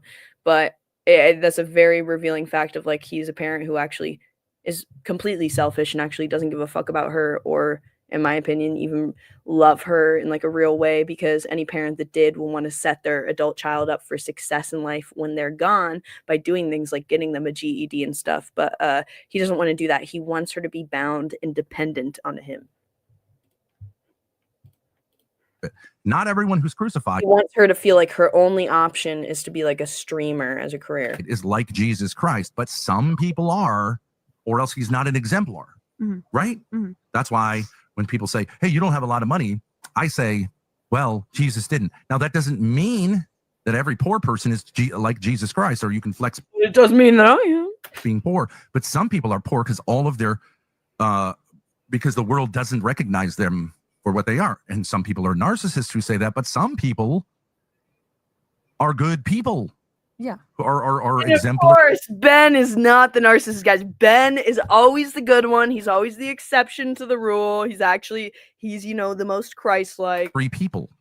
Saints, many saints were not wealthy. Okay, Saints. so you now have a problem because you said you now, bro, the way that he's now this is when he gets into this voice, you know that it's about to like there's about to be an issue coming up. You now have a problem. You now have a problem. Fuck you. Ben is never wrong. Y'all know you can just go to college, right? You don't need a high school diploma, and getting a GED won't get you into Yale. Yeah, it's possible, but the thing is like having a GED, like I think a lot of colleges actually do require that distinction, if I remember correctly. But like community college, you might be able to get into, but it's like you've got to have something to show for it. Described me as being generous until it was appropriate to be correct, generous and positive, until it made sense to be generous and negative when people deserved it. And that is actually, I don't see how that is a criticism at all. And then you go, well, they didn't like it. That does not add to the point. You can sit here with whatever it is up your ass, but now I can't help you anymore because I've tried to help you. And you could say like yes or no, but you're just going to sit there with it up your ass. And I can't really help you. So maybe chat can help you. Don't despair. But like, I don't know. Well, what more can I do here? What is the problem? Why is it so hard for you to say like, you have a problem with despair? And so see now this is I skip forward a little bit because it's so drags on so long, but basically in that 10 minutes that I skipped past, he starts trying to spin the problem onto her. Of course, this is all because she brings up one issue that she has with him of like, hey, can you stop being so harsh on me, taking your emotions out on me? That was the cause of all of this, okay? And now he, after going on his like 30-minute rant, now he's turning it on. Imagine your dad repeatedly saying something's up your ass. It's fucking, dude, it's so crazy how like normalized the weird dynamic has become. But yeah, basically he goes on, now he's trying to create a new problem, he's trying to create a new issue and spin something onto her and make her the villain. She's the bad guy now, and this is all about her and her issues. Now he's saying that she's addicted to despairing. I don't mind saying, if you want to say like, and it's like now he's like putting the ball in her court, saying, you know, actually no, it's you that has a problem. Which if I was her, I'd be like, no, this whole discussion is about you. Like, we're going to resolve my complaint with you first. You're not going to try and pivot and distract me from the main issue at hand. This is about my issue with you, not about, you know, we can have a separate discussion about this. you want to say to me like, Dad, like in the future, when you feel that way, could you maybe like take a break and then come back? He's saying it's your fault and you actually have a problem for being bothered by me being an asshole. That's what he's saying right now. I mean, listen to that. He's saying I was an asshole and you have a serious problem that you need to seek help for because you don't like when I am mean to you. And somehow that's a you problem and not a me problem because nothing can be his fault. If you want to say to me like, Dad, like in the future, when you feel that way, could you maybe like take a break and then come back? Okay. But I think the problem is that you extra sensitive and extra soft. I love how he's like, it's so crazy because a second ago he's talking about how, it's okay to be harsh and if you say something and you're harsh about it, but it's the honest truth, then it's okay to say that. Unless it's to me, then you have to walk on eggshells and you have to say it very softly and don't hurt daddy's feelings or else I'm gonna go on a 4-hour tirade against you. That's literally what he's saying, right? Well, what more can I do here? Why can't you say it more nicely for me? Even though my whole philosophy is being an asshole and not sugarcoating things. Rules apply to thee and not to me. What is the problem? Why is it so hard for you to say like you have a problem with despair? I don't mind saying, if you want to say to me like, Dad, like in the future, when you feel that way, could you maybe like take a break and then come back? Okay. But I think the problem is that you, sometimes when I'm crabby, take it real personal. Other times I could be super crabby and you don't give a fuck. I literally think that's a fair way to respond to me because... Yeah, she takes it personal because you make it personal. When you're in a bad mood, you start emotionally abusing her, in my opinion. That's why she takes it personally. When I'm crabby, it's always the same thing. I'm just crabby. I love you very much. I'm very happy. You know, I don't... Okay. All right. Maybe it's a me thing. Maybe it's a me thing? That's what you're saying after 7 years? That's the first time it's occurred to you? No, it's definitely a you thing. I feel like this is like... Why don't you just... Whatever the fucking synapse is, connect it in your fucking brain. It is a you thing. You're a despairaholic. That's been established forever. I agree about that. So why are we revisiting it? Well, because you have said that you've been... Because you have a problem. You have a problem. And you should ask me to be patient with your problem. You! Okay. But turning it around on me after 7 fucking years of... What? What? You turned it around. Are we all watching this? Are we all watching the same video? Are we all watching the same fight? He turned it around onto her, and now he's saying you turned it around on me. So just completely rewriting history. Relentless.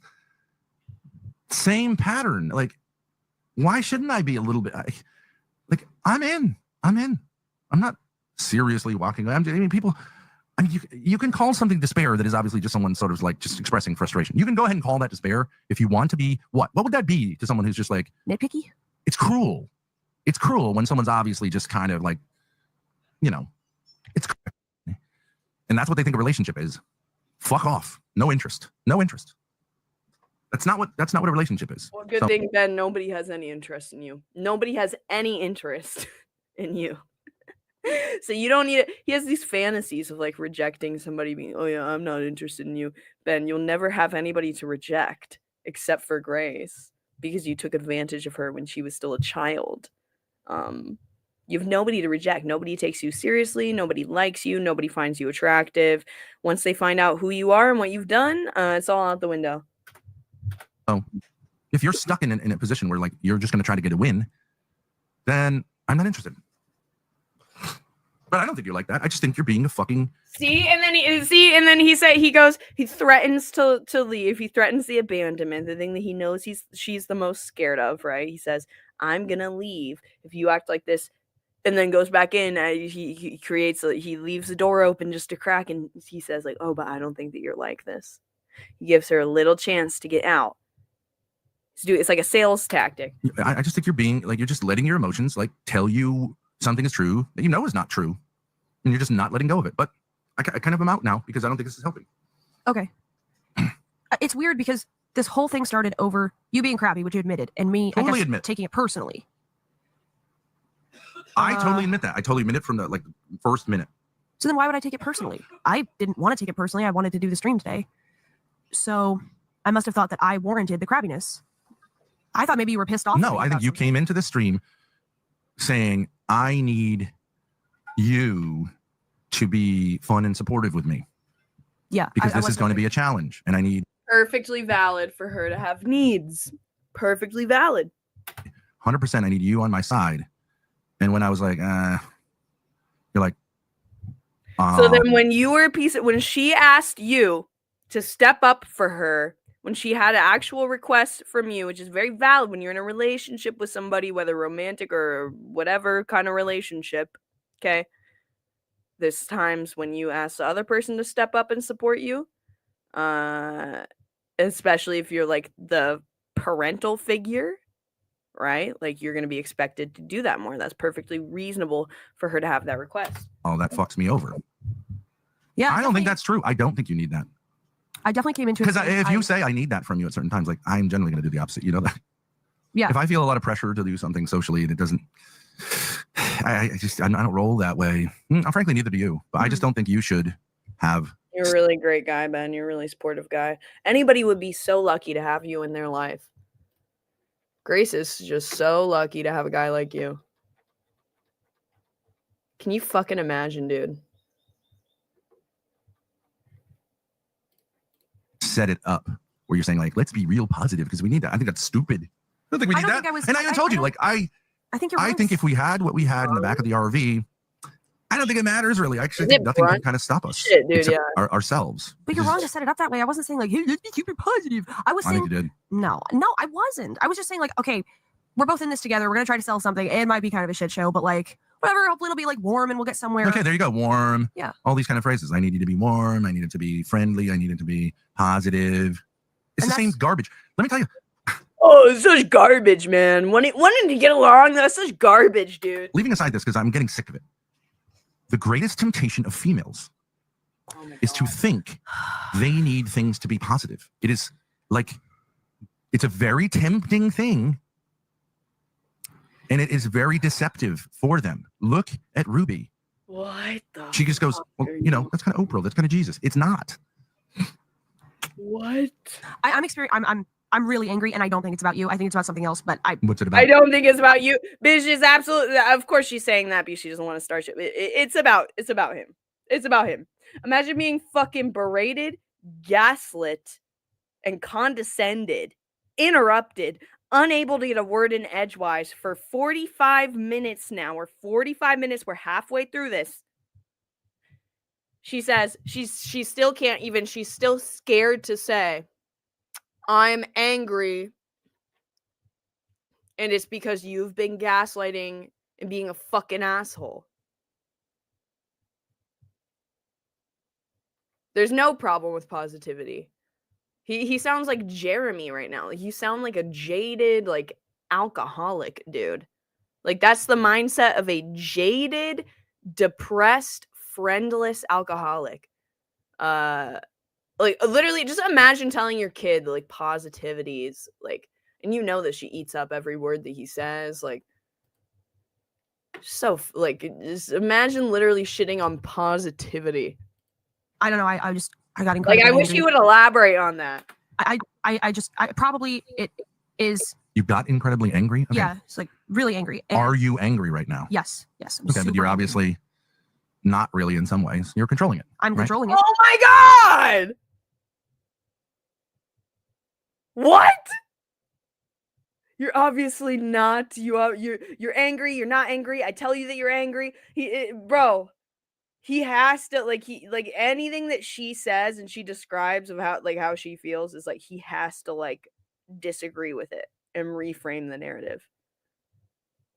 Like, why? Like, he can't let her just say anything or have anything. Like, he has to come in and control it. Yeah, but and twist it. I don't know. I don't know so if maybe that's. So why don't you just shut the fuck up about it? Why do you got to let me know? You can control it. Because you always ask her to say how she's feeling. You always hound her about being like, you're angry right now, aren't you? Admit that you're angry. Say that you're angry. Don't lie about being angry. He always does that thing specifically with anger. So now what she's doing is she's learned from all of her interactions with him and whatnot that it's like, okay, you know, I need to, like, say that I'm angry or whatever. That'll, like, appease him, you know, or like that's what he wants me to say. But you can never, ever win. Never. You can't win. You do what he wants. Now that's not what he wants anymore. Goalpost has shifted. But What's it about? I don't know. I got incredibly angry. I probably it is. You got incredibly angry? Okay. Yeah. She's gonna say no. And she's still, like, unfortunately, REI Sachs, she still is very much under the control of Ben. So if she comes, she's just gonna do something to fuck with us. Really angry. And Are you angry right now? yes. I'm Okay, but super you're angry. obviously not really in some ways. You're controlling it. I'm right? controlling it. Yeah, but Okay, I don't know. I don't know what? if maybe that's. So why don't you just shut the fuck up about it? Why do you got to let me know? You can control it. Just control it. Okay. Well, you didn't. So. And she says, okay. He's gonna be mad that she's, like, agreeing and not fighting with him. Because he's in a mood right now where he just wants to fight. He wants to be a contrarian. He wants to, like, yeah, he's mad at her. Nothing she says will be right. Even if she literally is like, okay. She tries and does exactly what he says. She said, you know, she's like, okay, I'm going to communicate that I'm angry since you want me to say that I'm angry. He gets mad that she said that she's angry. So now she says, okay, I'm sorry. Okay, I'll stop. Very calm, keeping the stoic poker face. Even that's not enough. It's just gonna piss him off. It's like it pisses him off when she does what he wants her to do. Because everything pisses him off. Because he's just angry and he needs somebody to take it out on. What is it? Why doesn't it just motivate you to say, like, what is the problem? What is the problem? Like, Anger means the problem should be solved right there. Like, this conversation should be over at this that point. you feel like some injustice is done to you. You got angry because I pointed out that, in my opinion, I think that women who feel like they want to have a good time or everyone needs to have a good time ruins a lot of things. It's not a subtle problem. It's a big problem. Now, maybe that... Positivity Positivity, the world's #1 issue right now, guys. It is all the red pill spaces are talking about it. All the dating spaces are talking about it. Women being positive, huge issue, huge issue. Why is no one talking about this? The dangers of positivity. Home with you, and that made you angry. Wouldn't that be kind of like obvious? Instead of going, I don't know where that could have come from. Wouldn't that be an obvious kind of explanation? Mhm. Okay. Do you have a right to be angry if something is true? No. Are you one of those women? I don't think really. But maybe a little bit. No. Okay. Let's use an REI Sachs is Dingo. REI Sachs is Dingo from that one stream that we did. I think we ended up doing it on Ruby's channel.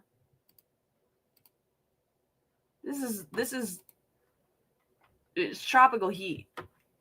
You guys know. He's like a very known figure.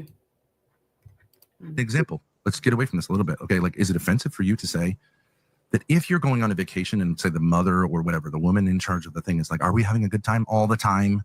That it makes you want to just like kill her, right? Yeah. It's like guaranteed that we're not going to have a good time. Because Yeah, but that's not what Grace was doing. She was literally just saying, like, can this go smoothly? Can we have a good stream today without conflict? That's it. She's not constantly being like, positivity, positivity, positivity, positivity. Are we having fun? Are we having fun? Are we having fun? Are we having... She's not doing that. This is a false equivalency, Ben. It doesn't work. putting way too much fucking pressure on it. And Even it's though like, even that is better. Yeah, maybe that's a little bit annoying, but it's better than what you're doing now. It's better than what you're doing now. I would rather have, like, you know, a little annoying fucking, I don't know, like somebody who's like, hey, are we having a good time? How can I accommodate you? How can we make this better? That would be that would be way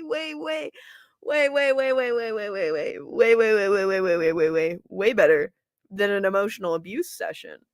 However, Ben, I think thinks a part of him knows that this is like the content that people watch and want to see. Because it's like people have discovered them. That's been their whole like channel niche, is just like being a dysfunctional train wreck. Titus with the 10 says, wait till you get to the point where she blows her nose into her bare hands and wipes it on her skirt when the stoic mask drops. Oh god. It's another fucking pattern of like Ben's like nastiness, the lack of hygiene. Or it might be a thing of like she's scared to even get up. She's scared to stand up and like go get a tissue because he might get mad about that. Who fucking knows? Could be nice to say, right? It's You guys didn't know, these two have both admitted that they will go as long as a month in between showers. subtle thing, but when it gets like crazy, it gets really crazy, right? Like if it's your wedding, let's say, and your mother is saying like, we're gonna have the best wedding ever, and you're like, oh my god, no, right? And she just keeps doing it. You know she's going to ruin your wedding for everyone at the wedding, most of all you. And she can go, I'm just trying to be positive, honey. Such a weird anecdote, dude. Like, right? But just like, don't strangle it, mom. It'll be as fun as it's going to be. The only guarantee it's going to be a bad time is if you keep doing this. yeah, that's the only guarantee for sure. Right? You are a genius, Ben. Honestly, you're such a perceptive genius. Yeah, obviously. Does that offend you if I say that? Is that true? Would you say like, I have Yeah. no problem saying that's true? That's definitely true. That is a kind of version of like feminine, like that woman is doing great evil to a sacred event or a very important event. Great evil, bro. I gotta skip past it. Okay, when it was this? I hate that. Guys, don't ever be positive. Don't ever, try and set good intentions for anything, because you are doing great evil. And this is the thing that happens with narcissists. You cannot do anything right. Anything right. Everything will be interpreted as evil or bad if they want it to. If they want to start a problem, if they want to start a fight, if they need to have some drama to get some like narcissistic supply, or like they're doing the devalue phase or whatever the fuck narcissists do, whatever the reason is why they feel like they always have to create this like drama and conflict. It could be true. Now I need the lore on the Brittany wedding. I would be interested. Foreman, you literally have a bent chode like Chris Chan. Does he? Does he actually? Situations which are relatable to no one but him. Compassion is annoying, bro. You are such a jaded, miserable man, Jeremy. Ava, have you tried to talk to Courtney? No, I don't. That would be playing into exactly what these two want, which is to bring their family back for content. Found in my experience, don't you think? Haven't you seen what I've been through by people who try that nonsense to me? Mhm. Okay, so don't I have a right to kind of say, like, I fucking hate anything that smells like that after what I've been through in front of your own fucking eyes? Not with me. No. All right, so you're not going to answer the question. All right. Ooh, pushback, pushback. She gives a tiny bit of pushback, standing up for herself. W. I literally answered the question. No. You don't have a He can't handle it. He can't handle it. If she doesn't answer the way she finally deviates and actually says something honest for once that she's confident in saying, he cannot handle it. This is the first time she's given any real pushback. Very mild. She's allowed to have her own opinion. She's allowed to give a little bit of pushback. I mean, it seems like he's trying to fight. He keeps pushing and pushing and pushing. It's been an hour now. She finally says something. This is what happens. This is why she doesn't disagree with him ever. not with me. No. All right, so you're not going to answer the question. All right. I literally answered the question. No, You don't have a right. I did not say with you. I'm said, saying, don't you no, have a- I'm not going to do it. you No, said, no, don't you tell have it a to right them. to- You don't want to have a conversation, tell it to them. I literally Take the answered bite. your question. You said, No, you don't did I have a not. right to say that Rewind to it. anybody? No, you did not. You said, don't I have a right to say that to anything that smells like. Are you walking out for a cigarette break or despair? Thanks, Amius. I'll rewind it. I'm leaving now, seriously. I'm leaving. No, you're not. No, you're not. You can't survive on your own, Ben. You're a weak little bitch-made man who can't do anything on his own. You're a failure on your own. You're a complete failure. You depend on Grace. You don't ever stream by yourself because you know that nobody wants to watch you. Nobody likes you. People like to hate on you. That's it. They like to make fun of you. That's it. So he's never going to leave. It's all bullshit. I don't know how she, like, I think at this point she knows that. I wonder. But then sometimes it seems like she still falls for it.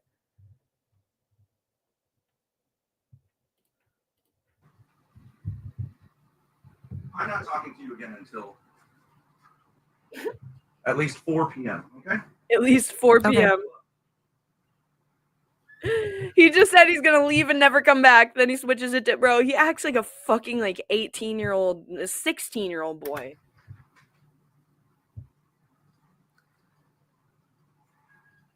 All right, let's just see if I'm right.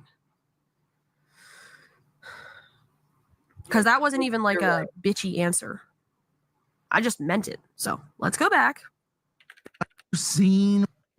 Do that. Okay, Like, so look at, like, she has to, like, waste her time on this bullshit, bro. Like, she could be doing anything right now. She could be, like, journaling, or, like, she could be in, like, a therapy appointment. She could be, like, hanging out with a friend. She could just anything for herself. She could be going on a little bike ride, whatever.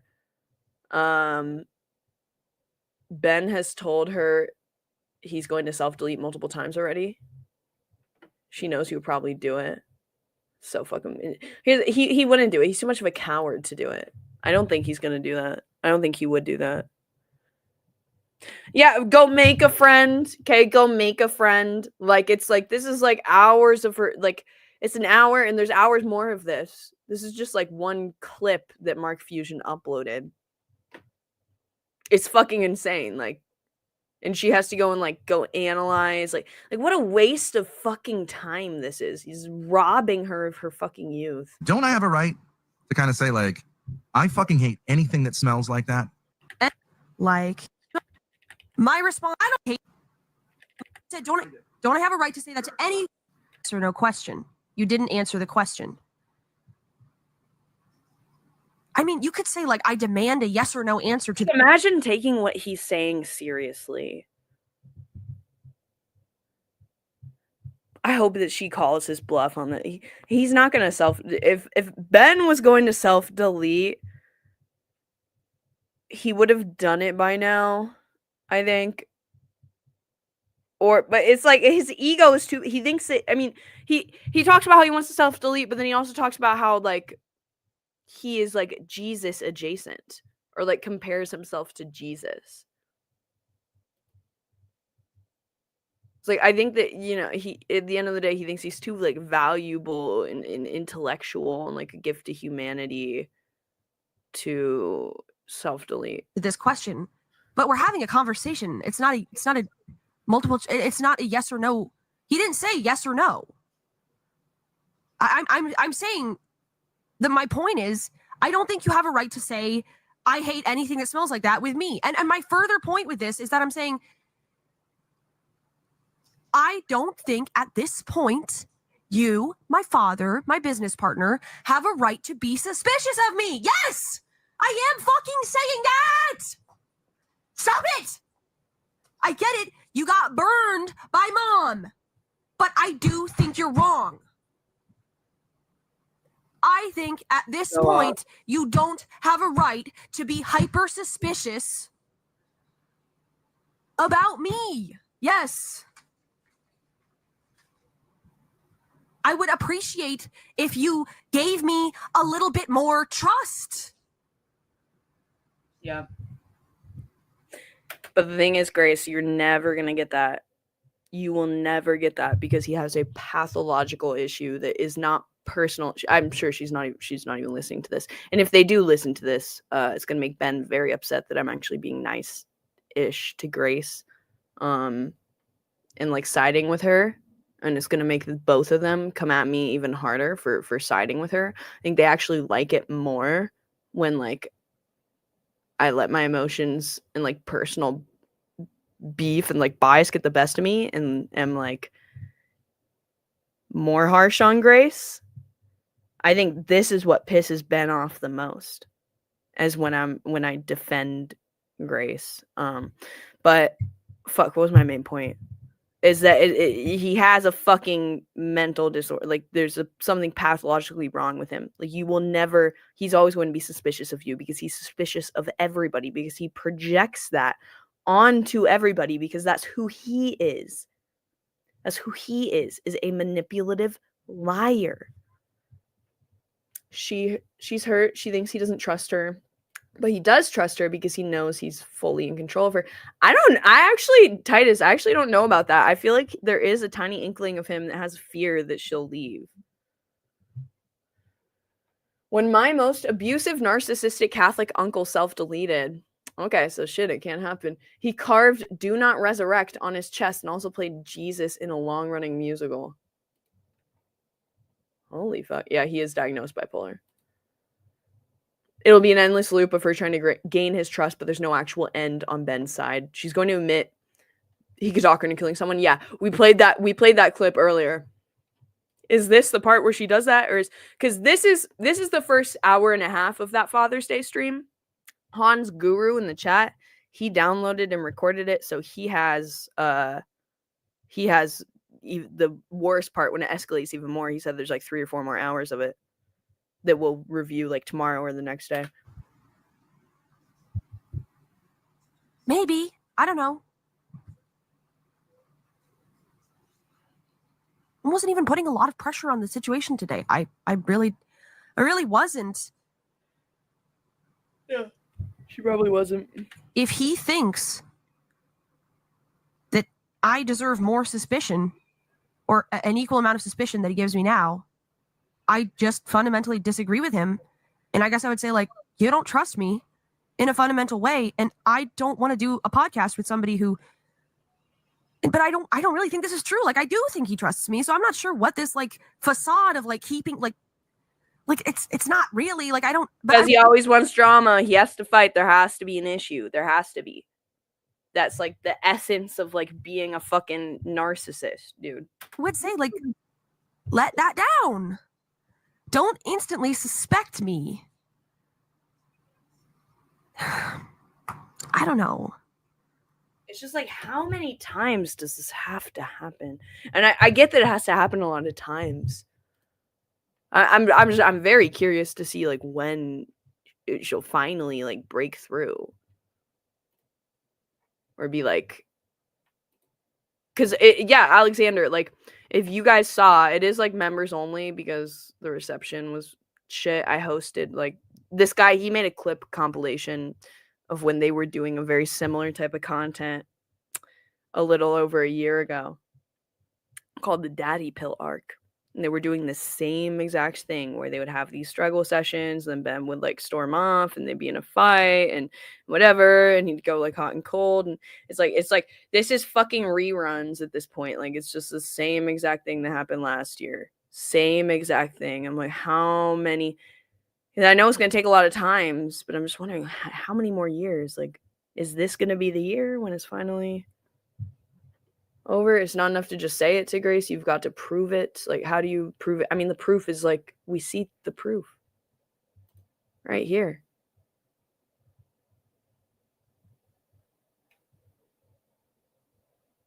I bet Ben's watching her on his phone. Yeah.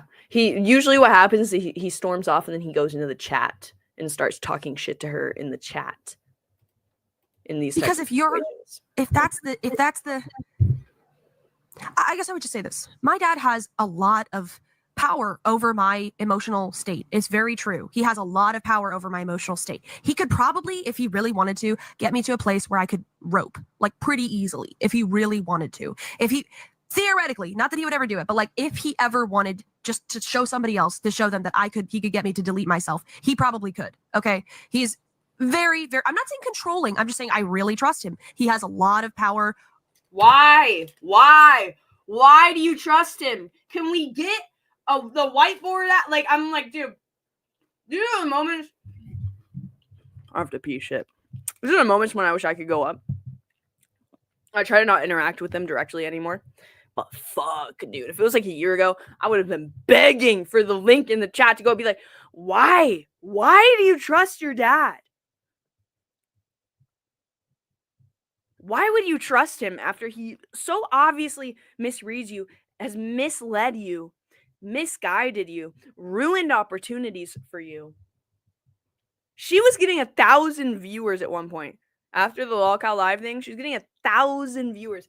She said that murder soothing to stroke his ego because he doesn't trust her. She'd have to prove it. Okay, that's a fair... I don't know, Rainy. That's a fair take. It could be that. And I'm just inclined to believe that she really would. Just considering the context of the situation of how many times she has stayed with him and tolerated basically anything from him and done anything that he told her to strip naked in the woods at Jeremy's house. She did that. She listens to anything that he says to do. So that's why I wouldn't necessarily put it past her that like that is the truth.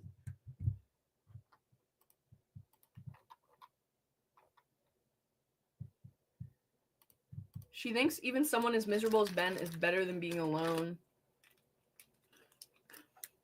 Yeah, that's what it is. It's crazy that Ben can just put his family on the internet and get away with this because there's no way to prove a crime is being committed. It's wild. The YouTube like TOS of like it's crazy. Like they'll take my video down if somebody does a privacy strike or like Rich. He did a privacy complaint that I showed footage of him. Like he submitted a timestamp for my video essay showing footage of him talking. And did a privacy complaint. And YouTube took it down. But they let shit like this. He's a public figure, so it's not a privacy violation. But they let shit like this stay up. It's crazy. Over the way that I take different things and, you know, my views and stuff. It's true. He's very influential to me. He's extreme. Like, that's just true. I'm not embarrassed of it, but like, it is true that if he wanted me to kill somebody, he could probably convince me that it would be a good idea. Okay, that's just a fact of the matter. So what I'm saying is, if he wanted me to kill somebody, he could probably convince me. I don't know why any of you guys think that she's bullshitting. She didn't have to say that. Answer Chad. Chad, I don't even know who you are. Or where you live. That's why they burned the bridge with Keem. Ben was scared he's going to be a new daddy. Yep. Because he's a lot more successful. Yep. They can always lean on the fact that it might be just for the camera, even when we all know it's not. Yeah, and I think that's what some of you guys fall into, is that it's just for the camera. Grace is afraid that if she leaves Ben, she'll have to live in fear of him, like in Cape Fear. So, maybe a little bit, but also like he's so incapable, and like he's like a little petulant infant. Like he's so incapable of even taking care of himself. Yeah, I'm leaning towards she's being serious. I'm guessing that's why they took the stream down. Yeah, because I'm like, she can glaze his ego without saying all that. She could say something else like almost as extreme as that. She did not have to go all the way there. Unless that's truly how she feels and it just came out. That's the case. Okay, I don't really think that's a big deal. I'm a clingy kind of dependent person. Yeah, Okay, I guess. Yeah, you can make the case that I don't fucking know, but that's what I believe. okay, but I'm not saying he's in charge of my emotional state, but he does have a lot of influence over it. And if he's suspicious, She's right. Everything she's saying is 100% true. He does have a shit ton of influence over her emotional state. He is like the number one influence of her emotional state. And she constantly lets him manipulate and like abuse and bully her. and kind of holding me at arm's length, that puts me in an emotional state. And I don't care. Yes, I am a girl. It's mostly about emotions. That puts me in a state where I'm anxious and feeling confused and not relaxed. And I can't like get into the groove with him. And he knows that it does that. And that only compounds all of the problems that he's already complaining about.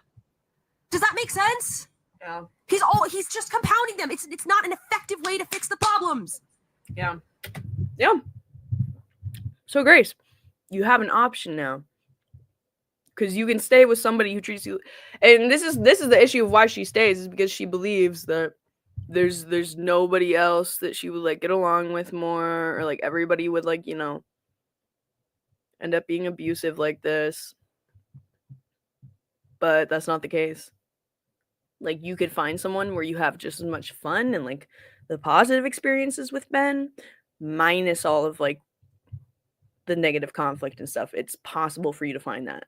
Especially when you're like young and you still have your looks and like, you know, you have all this attention online and stuff. Like it'd be easy for you to find a replacement for Ben of Ben. But she doesn't believe that. Because you can, but there's two options here. You can say, Grace, you shouldn't have your reaction to my criticisms. You shouldn't get wound up. Your emotional state should not rely so heavily on my approval of you. And I'm open to that, but that's going to take a lot of changing stuff for that to be true. You could say, hey, you should have more personal conviction or whatever it is. You should have more solidity as a unique person. Don't put all your eggs in my basket. I'm going to slow it down again. Wait, hold on. Oops. Like that puts me in an emotional state, and I don't care. Yes, I am a girl. It's mostly about emotions. That puts me in a state where I'm anxious and feeling confused and not relaxed, and I can't like get into the groove with him. And he knows that it does that, and that only compounds all of the problems that he's already complaining about. Does that make sense? He's just compounding them. It's not an effective way to fix the problems. Because he doesn't want to fix them. He doesn't want to fix them. Because you can, but there's two options here. You can say, Grace, you shouldn't have your reaction to my criticisms. You shouldn't get wound up. Your emotional state should not rely so heavily on my approval of you. And I'm open to that, but that's going to take a lot of changing stuff for that to be. No, but it makes sense that like her emotional state does, like when someone is being like the way that Ben is to you, which is borderline like emotionally abusive, like it's not your fault for your emotional state getting fucked with by that. That's not like anybody in your position anybody that's like stuck in like these codependent abusive relationship dynamics, like it's not your fault for constantly like being on edge or being affected by what your loved one and your supposed best friend and life partner says to you. Like you're going to have an emotional reaction to that. Be true. You could say, Like, hey, and she's talking as if like Ben has made her believe that it's like, no, you need to stop having emotional reactions to me when I treat you like shit, which is crazy to buy into. you should have more personal conviction or whatever it is. You should have more solidity as a unique person. Don't put all your eggs in my basket. Don't rely so heavily on my approval for your feeling The pizza goldfish is so good. The extreme pizza, dude. I think I'm gonna have to go buy like a whole bag of the extreme pizza goldfish. Oh my god, that was so divine. Those were so good. and like things are okay. And then in that case, I would have to say, dude. okay, well, a lot of things are going to have to change. I'm going to have to become an independent person. Like, I'm going to have to like seriously detach my emotions from you as a human being. Like, that's how we've worked this out. Sorry. I don't have a problem with it, but like, it could go one of two ways. You can say, okay, I have a lot. Both people need to pull their weight equally and change equally. It's not all on you. Of power over your emotional state. Therefore, what I do directly impacts it. Or you can say, hey, you shouldn't take me. You should have more integrity and not and be able to take criticism from me, and it shouldn't affect your emotional state so much. But you can't have it both ways. Does that make any sense at all?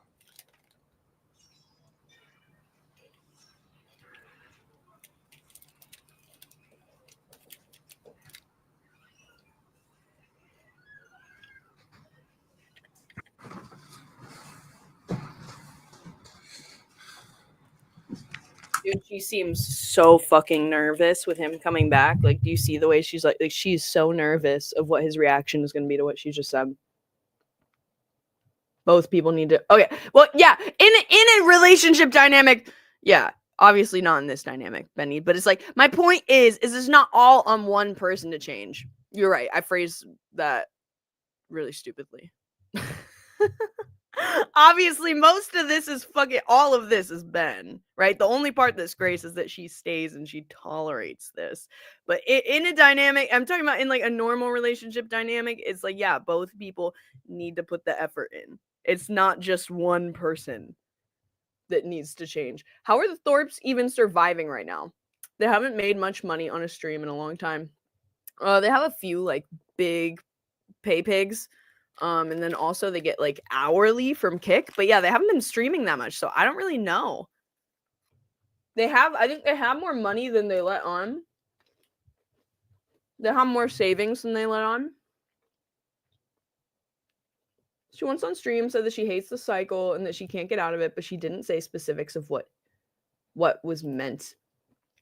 You're a piece of shit, but I still love you. It's not your fault. You're crazy. Literally, Ben. What the fuck is an extreme pizza? Extreme pizza goldfish! They're so good. I can't believe I never tried them before. I had a friend like give me these little bags. She literally held her breath there. There's so much heavy breathing and shaking from Ben in this stream, yeah. He's on, like, this stream was like probably the closest that he's come to like doing some kind of like something physical again.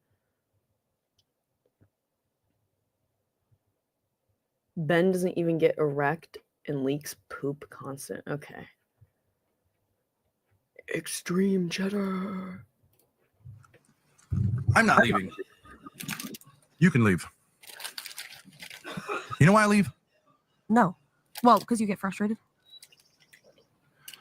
I leave because you push me to a point where I can get myself arrested. That's why. And you fucking know it. Yep, this is the worst part. If somebody pushes you to the point where you can get arrested, that sounds like a you problem. That sounds like a you need to go to therapy and learn how to control your emotions problem. So, wow, yeah, he escalated there. And she knew that was coming. This is the pattern with him. Get frustrated. I leave because you push me to a point where I can get myself arrested. That's why. And you fucking know it. You fucking know it. You don't give a How fuck. was the cigarette break? Literally all because, like, guys, can we just remember? Can we just rehash the build up to this? Was that first she said, can you not, like, when you're in these really crappy moods, can you not take it out on me? She asked that in a very soft, polite, walking on eggshells way. And then proceeded to do everything right, answer all of his questions the way he wanted. She answered one question where she disagreed with him and said, no, actually, I don't feel that way. And all because of that, one disagreement in one instance of mildly standing up for herself, he is now making threats or insinuations that he is close to physically assaulting her and that he may go to jail. Just to be very clear about what's happening right now. Right? You fucking know it. You can just sit there, keep talking over me, not let me make one goddamn point, lie. Oh my god, what a weak little bitch. That's what he does. He's just completely projecting. He's such a weak little bitch saying, oh, you can't handle any pushback. You're going to go to jail. You should be in jail.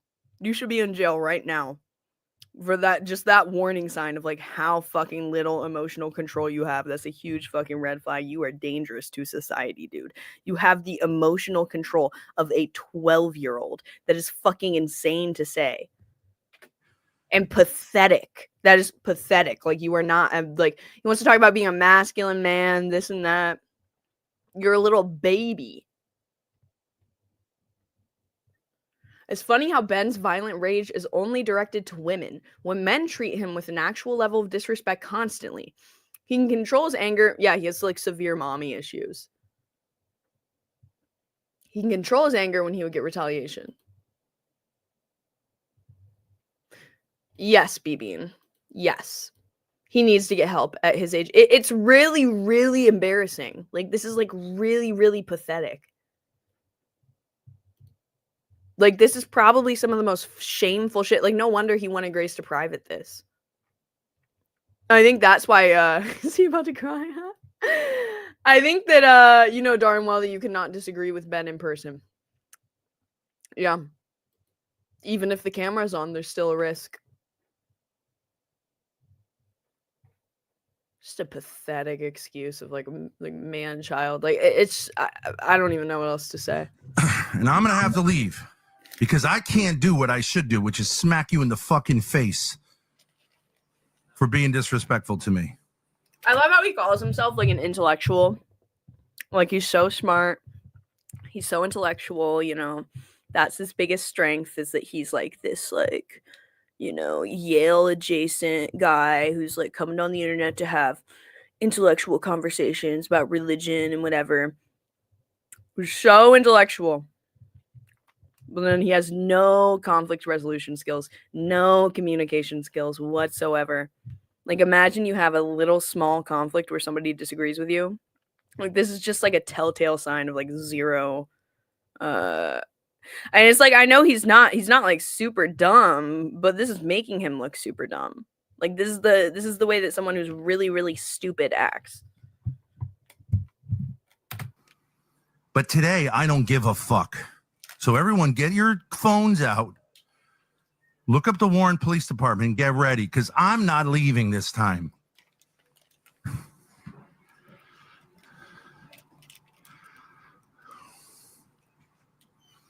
W. Ben. W. You just humiliated yourself, made yourself look like a weak, pathetic little boy. Idiot. But yeah. Totally the W. Let's play that whole thing back in full. Totally the W, Ben. He had to have like some kind of... That's crazy he interprets that as a win.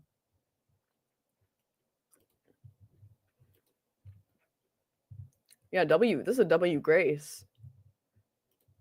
Like, just imagine interpreting that as a win. Like, his ego is so fragile, he had to glom onto that.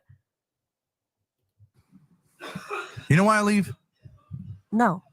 Well, because you get frustrated. I leave because you push me to a point where I can get myself arrested. That's why. And you fucking know it. You fucking know it. You don't give a How fuck. was the cigarette break? Right? You fucking know it. You can just sit there.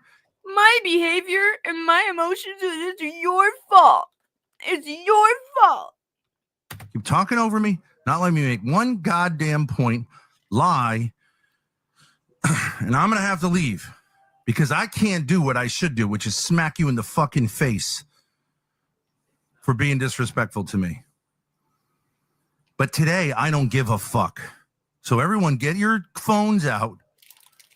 Look up the Warren Police Department and get ready, because I'm not leaving this time.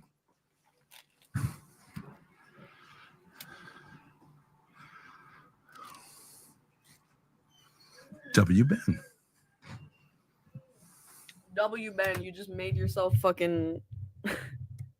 you just made yourself look like a dangerous, insane, psycho, like, homeless person on the street. Like, this is like some rhetoric that like some dude that is like totally drugged out and psychotic and just like escaped the psych ward would say. The fuck? That's right.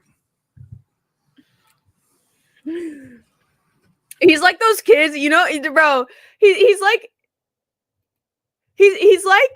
me when I was like 6 and I was playing like a card game or like Monopoly with my family or whatever, and like I was a little brat at 6, right? And I'm like, I just wanted to win, and I'd get mad if I didn't lose, and so then like people that'd go easy on me and let me win, right? And then I would go and be like, yeah, I'm the winner. Like, imagine like somebody lets you win, they're going easy on you, and then you like brag that you're the winner. This is what like a 6-year-old does. Like, that's how he's acting right now.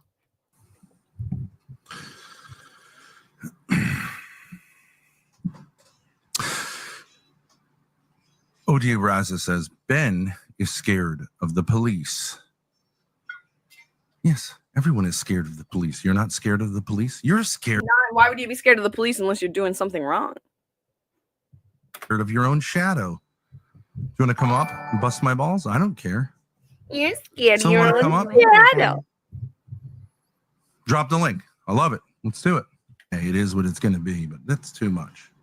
I'd love to go to jail on Father's Day. Perfect. Mr. Medicor can run another special about it. I wish he'd go to jail. I wish somebody called the cops on him for that.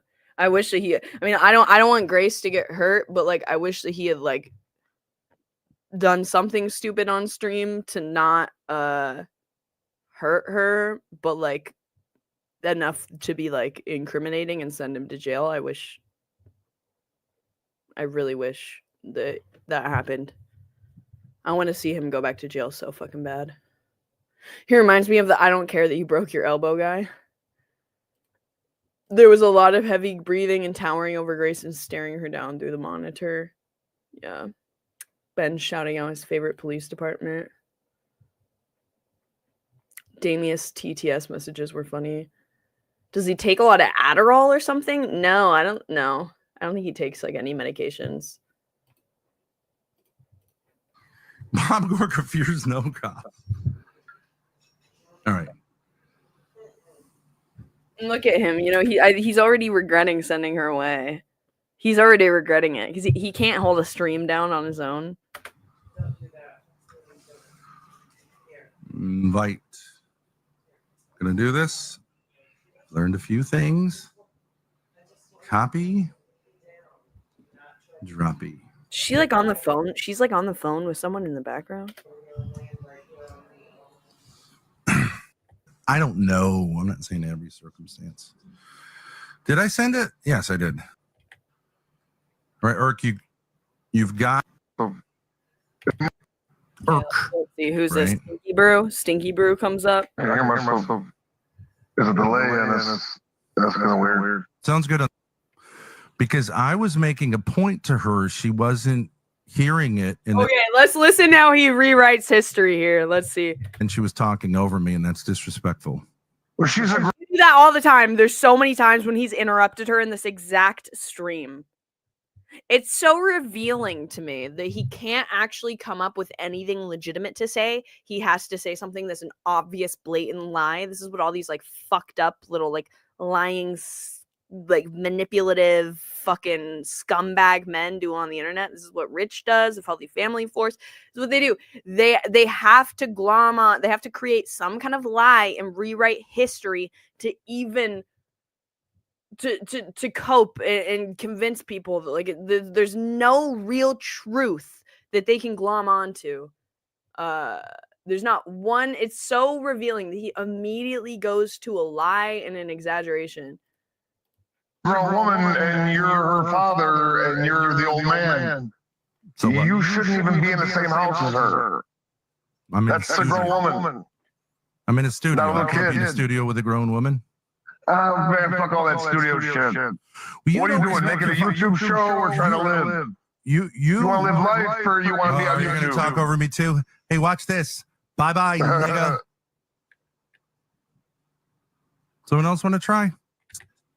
Don't you want? Get crack for me once they come up. Do you have anything to say? Jack, don't fucking disappoint me right now. I swear to God. Okay. Oh, what? Well, I invited people. Thing we covered, the only thing I think we've ever covered successfully was me defending a black man for physically disciplining his daughter. Very admirable, Ben. So You're heroic.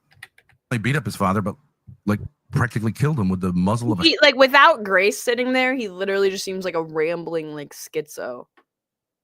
Isn't that fucking crazy?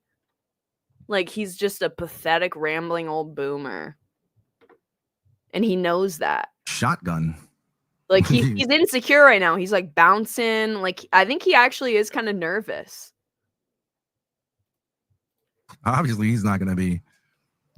That's not reasonable. I'm like, nobody would be watching if it was just him.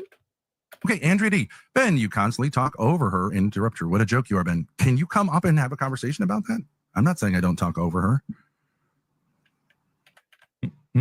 Okay, point. He can't. My point to you. See, now they're gonna fight through the fucking chat. She says, "I didn't talk over you, not before you left. I didn't," which is true. Where it got crazy was that you have witnessed me in many, many situations where people were telling me I wasn't being supportive enough, although they were saying I was also too nice and generous to everyone else. And say anything else you'd like. I'm not going to ban anyone. I'm just saying, can anyone through what you were. Never said anything like that. So why are you now trying to get the W yourself? I don't think it's a W that I got her to get. No, I do think it's a W to say. Yeah, like, you. I'm Yeah, not what? leaving out of you subtly using like the fact that you can drive me crazy and play the victim and get me thrown in jail. Like, I'm not going there. Play the victim. Play the victim and get me thrown in jail. Can you just imagine saying that sentence? He's acting like a victim of the fact that he just said like he's gonna go to what? I can't even. Got her to get. No, I do think it's a W to say like I'm not leaving out of you subtly using like the fact that you can drive me crazy and play the victim and get me thrown in jail. Like, I'm not going.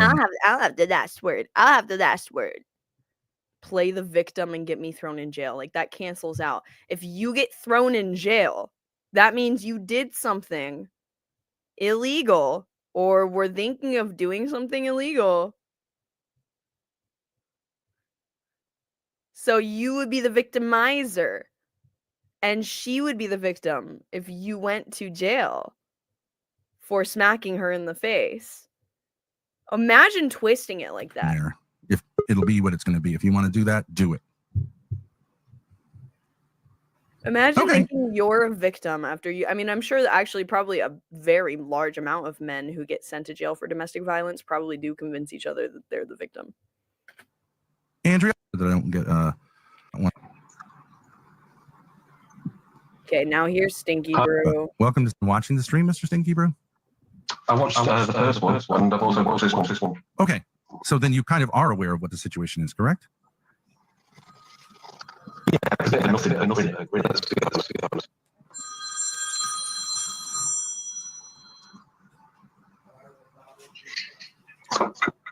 So, Hold on a minute. Hold on, just 1 second. Just 1 second. You're hearing an echo? it's your stream. What's up is too vague. I'm actually fine, but like, if you know what has been going on in the stream, then can you ask a more pointed question? Because I'm happy to answer a question, but if you just say "What's up," it's too vague. It's as a father, yeah, you can be strict, and you can be you know what I mean, be direct, and you can be sort of angry with your daughter, but you need to understand when a right time to be angry is and when a right time not to be angry is. And if you're acting this way, sure, with this, I agree with you so far. Can we stop for a second and say I agree with you on both of those counts? All right, so now let's get to where there's some distance. Because what it is I've looked at the stream and I've failed to see what she did that warranted your attitude towards Grace. I could not see it. That's why I'm asking. Yep, let's hear what do we think the answer to this is gonna be? I don't even know what the fuck he's gonna say. How he's gonna justify this? How is he gonna what did she do that warranted that reaction? I'm so glad that he asked that. What's the problem? Okay. Do you understand what I mean? I don't know what she did to disrespect you so much for you to act the way you've acted. Okay, then I'll answer that question. That's perfectly fine. I would say that do we think that he's gonna totally dodge it, or do you think he's gonna actually answer it and say something fucking crazy? Someone's trying to make a point and they're making it in a kind of calm way that it's respectful to like respond to their point. You could agree or disagree, but like talking over them at that point or responding with not responding to the point is a problem. And if that happens enough, okay, so he's saying that, which she wasn't interrupting, but let's say his lie is the truth here, that okay, she was talking over me, that warrants you having such a level of freak out that you kick her out and say that you're like an iota away from hitting her and that the police are going to be called just because someone interrupted you? Am I hearing this right? of times it's warranted to express frustration. Is that not true? Yeah, but It's warranted to express frustration, but the level which you express it is not warranted. no, totally agreed. If she was cutting you off at everything you was trying to say, if she was cutting you off and turning back and saying, talking over you and things like that, I'd see that. But it was as though she didn't react in the way you wanted her to react. That can be said about anyone in any circumstance. You can't adjudicate something because by saying, well, it seems like the problem here is the other party is not acting in the way that you want them to act. Don't you understand that that's like sort of like logically idiotic? Because that's of course always going to be an explanation. Yeah, obviously. Yeah, well, that's how you understand that. Yeah, in some situations, one person's like negative response to another person may not just be that they're not acting how they want to act, but that the other person is not acting right. Correct? What? Wait, what? What? Acting right by whose standards? Is he like gonna pretend that he's like Jesus again now? It's like under God's standards. It's like I'm not trying to talk over you, but like you get okay. If something comes up which is relatively minor, but then it seems like there's a hanging on to it, like the minorness is not able to be gotten over, and then it turns out like, oh no, we've got a big underlying problem. An escalation hasn't been up there. Okay, that does warrant a kind of lot of concern, doesn't it?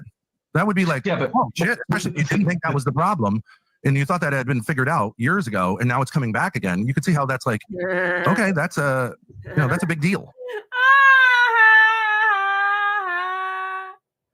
Who's whining? OPC's whining.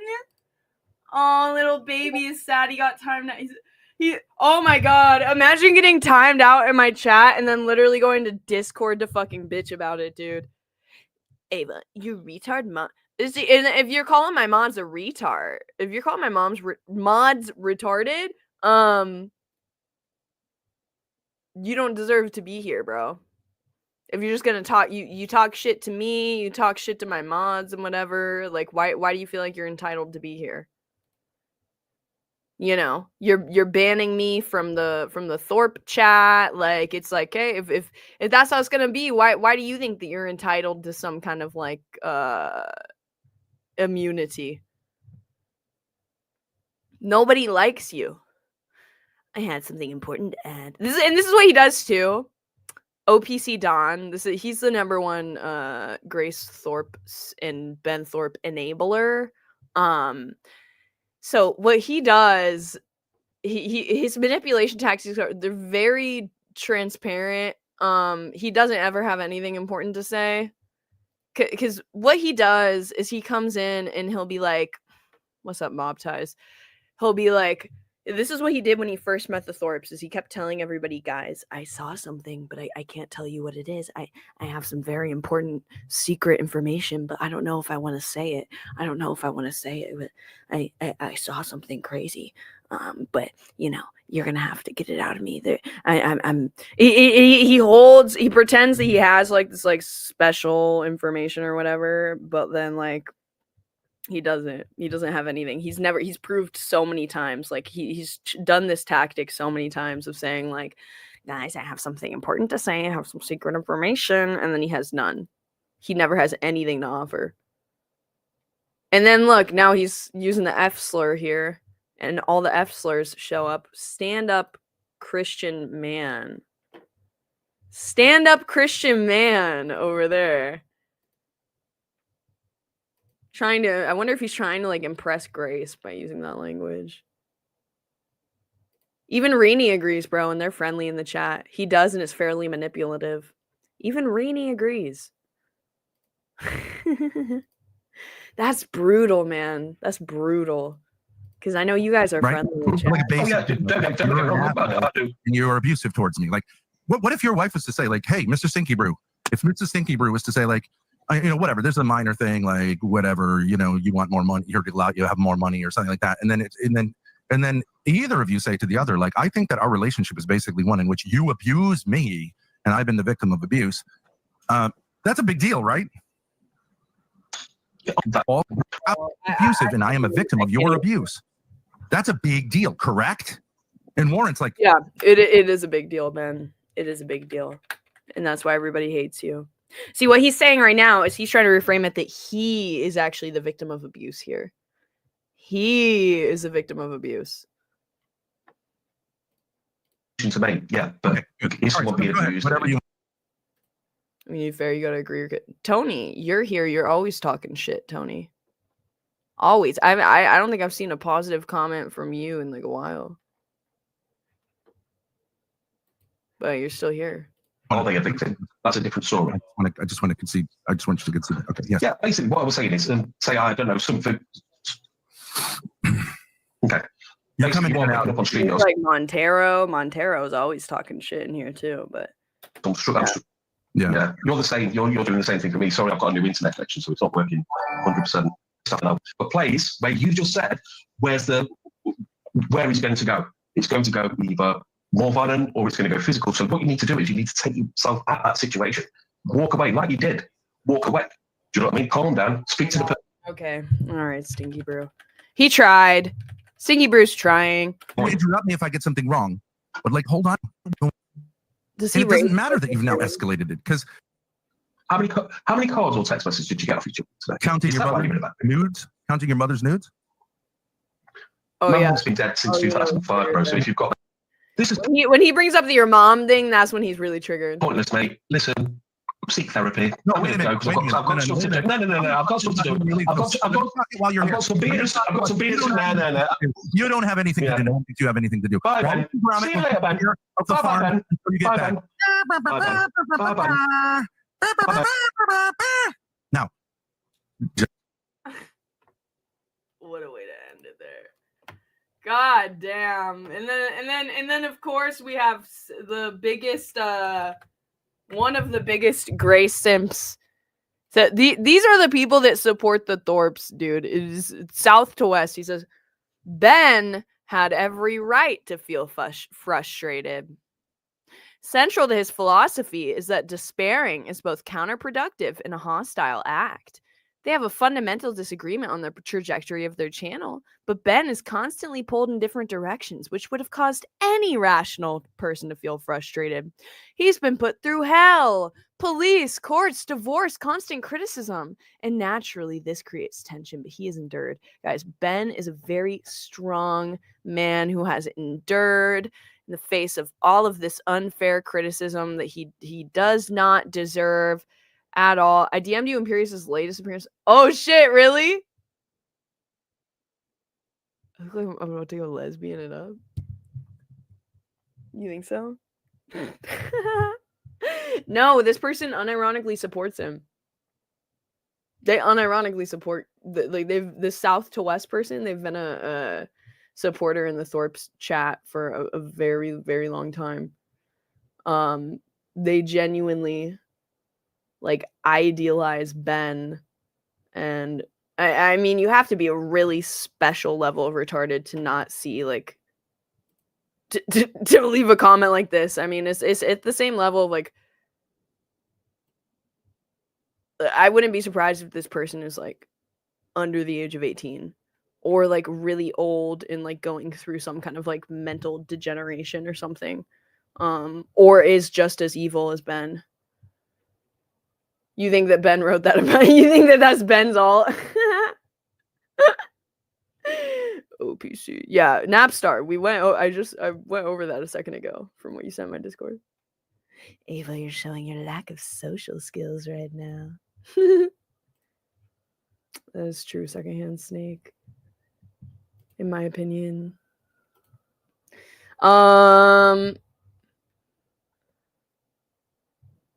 I thought OPC was here to complain about being timed out in chat. Yeah, where's he bitching about that?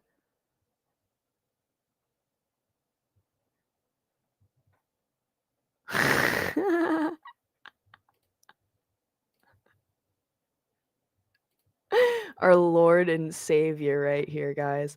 This should honestly be in the back of their studio. Honestly.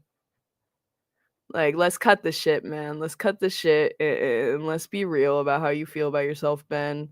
This is so good. Oh, he deleted it? He deleted that chat? Oh, OPC, you little rookie.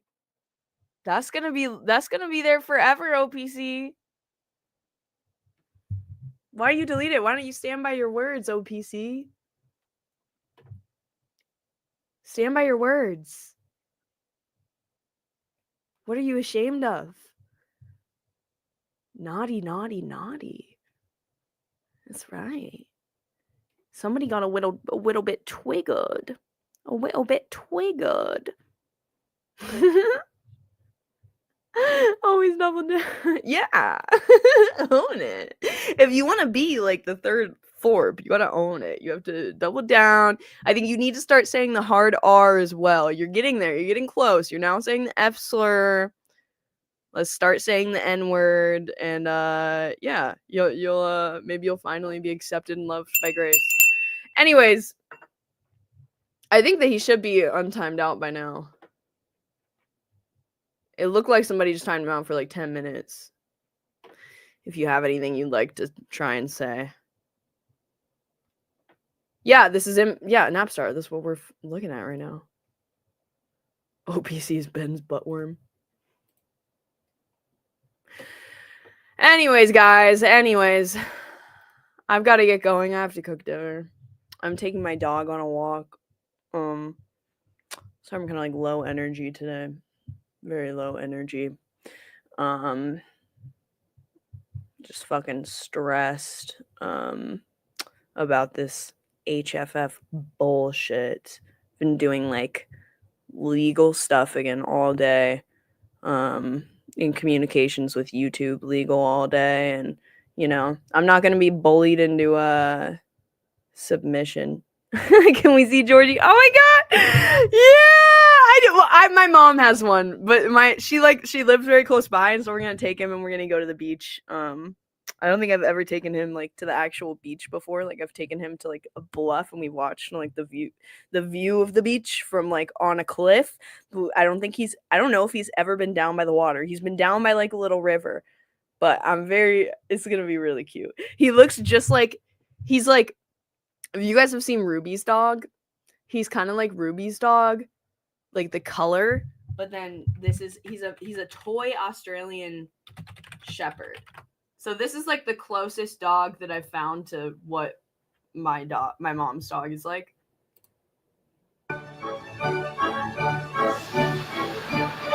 Except he's like the black and white version of this.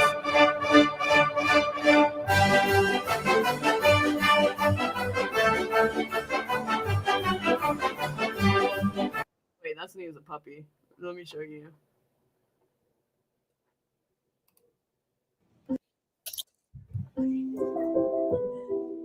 You want to go play at the park with your new ball? He's a little tiny Aussie. Tiny little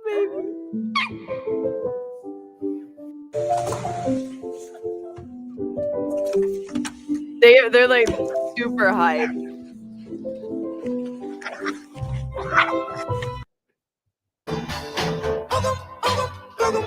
You're wondering how much money these like dog influencers are making? Okay, it's been a while, but do you want to go play with the hose? With the hose? The hose?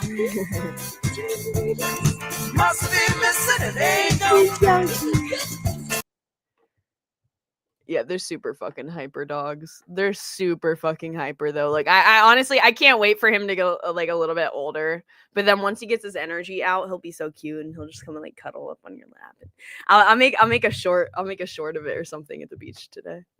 And there's so much money, dude. There's so much money. I'm like, if I get a small dog, like if I ever got a dog myself, I'd want one with like a little bit of personality, but like that level of hyper in that small of a dog, like I feel like I would not, or just any kind of dog that has a lot of energy, I just would feel guilty. I feel like I wouldn't be able to give them as much of an outlet as they deserve, you know? Like if I got like a bigger dog, like I'm like I want to be taking them on walks multiple times a day, like taking them out in the yard, like having a place to run around and whatever. And I feel like I wouldn't be able to, like I'd need some kind of like lazy, one of those like little just lazy little lump dogs. just like they just lay around and I don't know. Like if I think honestly like the best thing for me would just be like go to an animal shelter and get like an elderly dog or something. Yeah, I'll show you. Oh, Minar's live. That's a good way to do it. That's what I would do because my mom, she buys like she has a pattern of like getting dogs that are like too demanding, whatever. Georgie, since he's a toy Aussie, it's like it's good enough. I still feel like he could get out a little bit more than they take him out, because he is so high energy. But like they have a big yard for him to run around in and stuff, so it's fine. And it's like when we had a bigger Australian Shepherd, like that's what I would do too. Is I would get on my skateboard and then I would just let him run and like pull me on it. Every Seattle lesbian has a dog. I think just a lot of people in Seattle have dogs. They need to run in an open farm. Yeah. Jeremy, are you scared you're gonna lose your shot with me or something? I got an Akita Husky Shepherd mix unspayed for free on Craigslist. Good for you, REI Sachs. It's a steal. What is it? What is white girl with a dog? You know, what are you guys saying, bro? What are you guys saying? But yeah, they're so expensive. I don't know why people don't just go to the shelter. And I feel like a lot of shelter dogs are actually, well, it's hit or miss. They'll either be like way worse behaved because like they go through trauma and whatever, or people give up dogs that like have issues to the shelter, or they're like really chill and really well adjusted from the shelter. Like it's like two ends of the spectrum, I feel like. And I've never had a very well-adjusted dog. We've always had dogs that like have problems, like severe problems, like really, like dude, Georgie, it's so funny. He's so tiny. He's like the size of my head, and they're like maybe 2 of my heads. And he's the most aggressive. Like he tries to chase cars down the street. Like if there's like a dog like within like a 500-foot radius, like he starts getting all hyped up, and like if he walks by one, like he'll just start freaking out and trying to attack it and bite its face off. His mouth is like this big though, so thank God, because the last dog that we had was actually big and would randomly bite people. The last one did. He bit the Domino's driver and we had to put him down. It was like the 9th time that he had bit somebody. He was like traumatized. I hope they bite you, Foreman. The Foreman showed Jeremy would freeze like a little boy if Ava gave him a chance. There's no denial. Anyways, guys, yeah, I gotta go. I gotta make dinner. And then, yeah, keep a lookout. I'll make a little short or something. Some cute toy Aussie content. Thank you, everybody that tuned in. Thank you to Titus and Distinction for the super chats. And you guys are the best. That's funny, WTF. You guys are the best, though. And there might be a part 2 to this. We'll see. Probably not, actually, because the main like stuff where he's threatening the jail stuff, and then like where Grace talked about the suicide thing, those were the main things like I just wanted to cover and highlight on my channel. So I doubt we'll even react to more of it. I'm not sure. I'm honestly so fucking like it's such easy content to like react to the Thorps and stuff, because I feel like I'm kind of like an expert on it at this point. Like I've been watching for like 2.5 years now. Like I know a lot, and it's really easy to like debunk their lies and see, but it's like it's getting really, really boring. And I know I've said before that like, oh, I'm not gonna talk about them, whatever, but then I go back to it because it's just so fucking easy. And they're always like up to some crazy shit. But at this point, it's like rerun episodes, like I keep saying. So I'm actually starting to get bored of it. Literally, like halfway through this stream, I was like, can this just be over already? So yeah. Yeah. I think we're gonna do a little pivot again. I don't know. I don't put anything past any family YouTubers, TBH. Who would have thought Ruby Frankie had her children imprisoned, right? Right? There's so much bad stuff that has come out about family channels and stuff. Like, yeah, Montero, I think I kind of am. I mean, seriously. I mean, a lot of you guys are too, but you guys don't do YouTube videos, you know? I think all of us kind of like, we know too much. We know a lot more than we should. Yeah. This is a good thing half their viewers probably feel the same. Yeah. Like, something needs to fucking happen, dude. Like, something... Ben needs to go to jail again. Let's all pray. Ava, you have cute armpit. Thank you so much. You want to see the armpit hair? You have anything to say? Guess not. All right. See you guys later. Have a great day, y'all.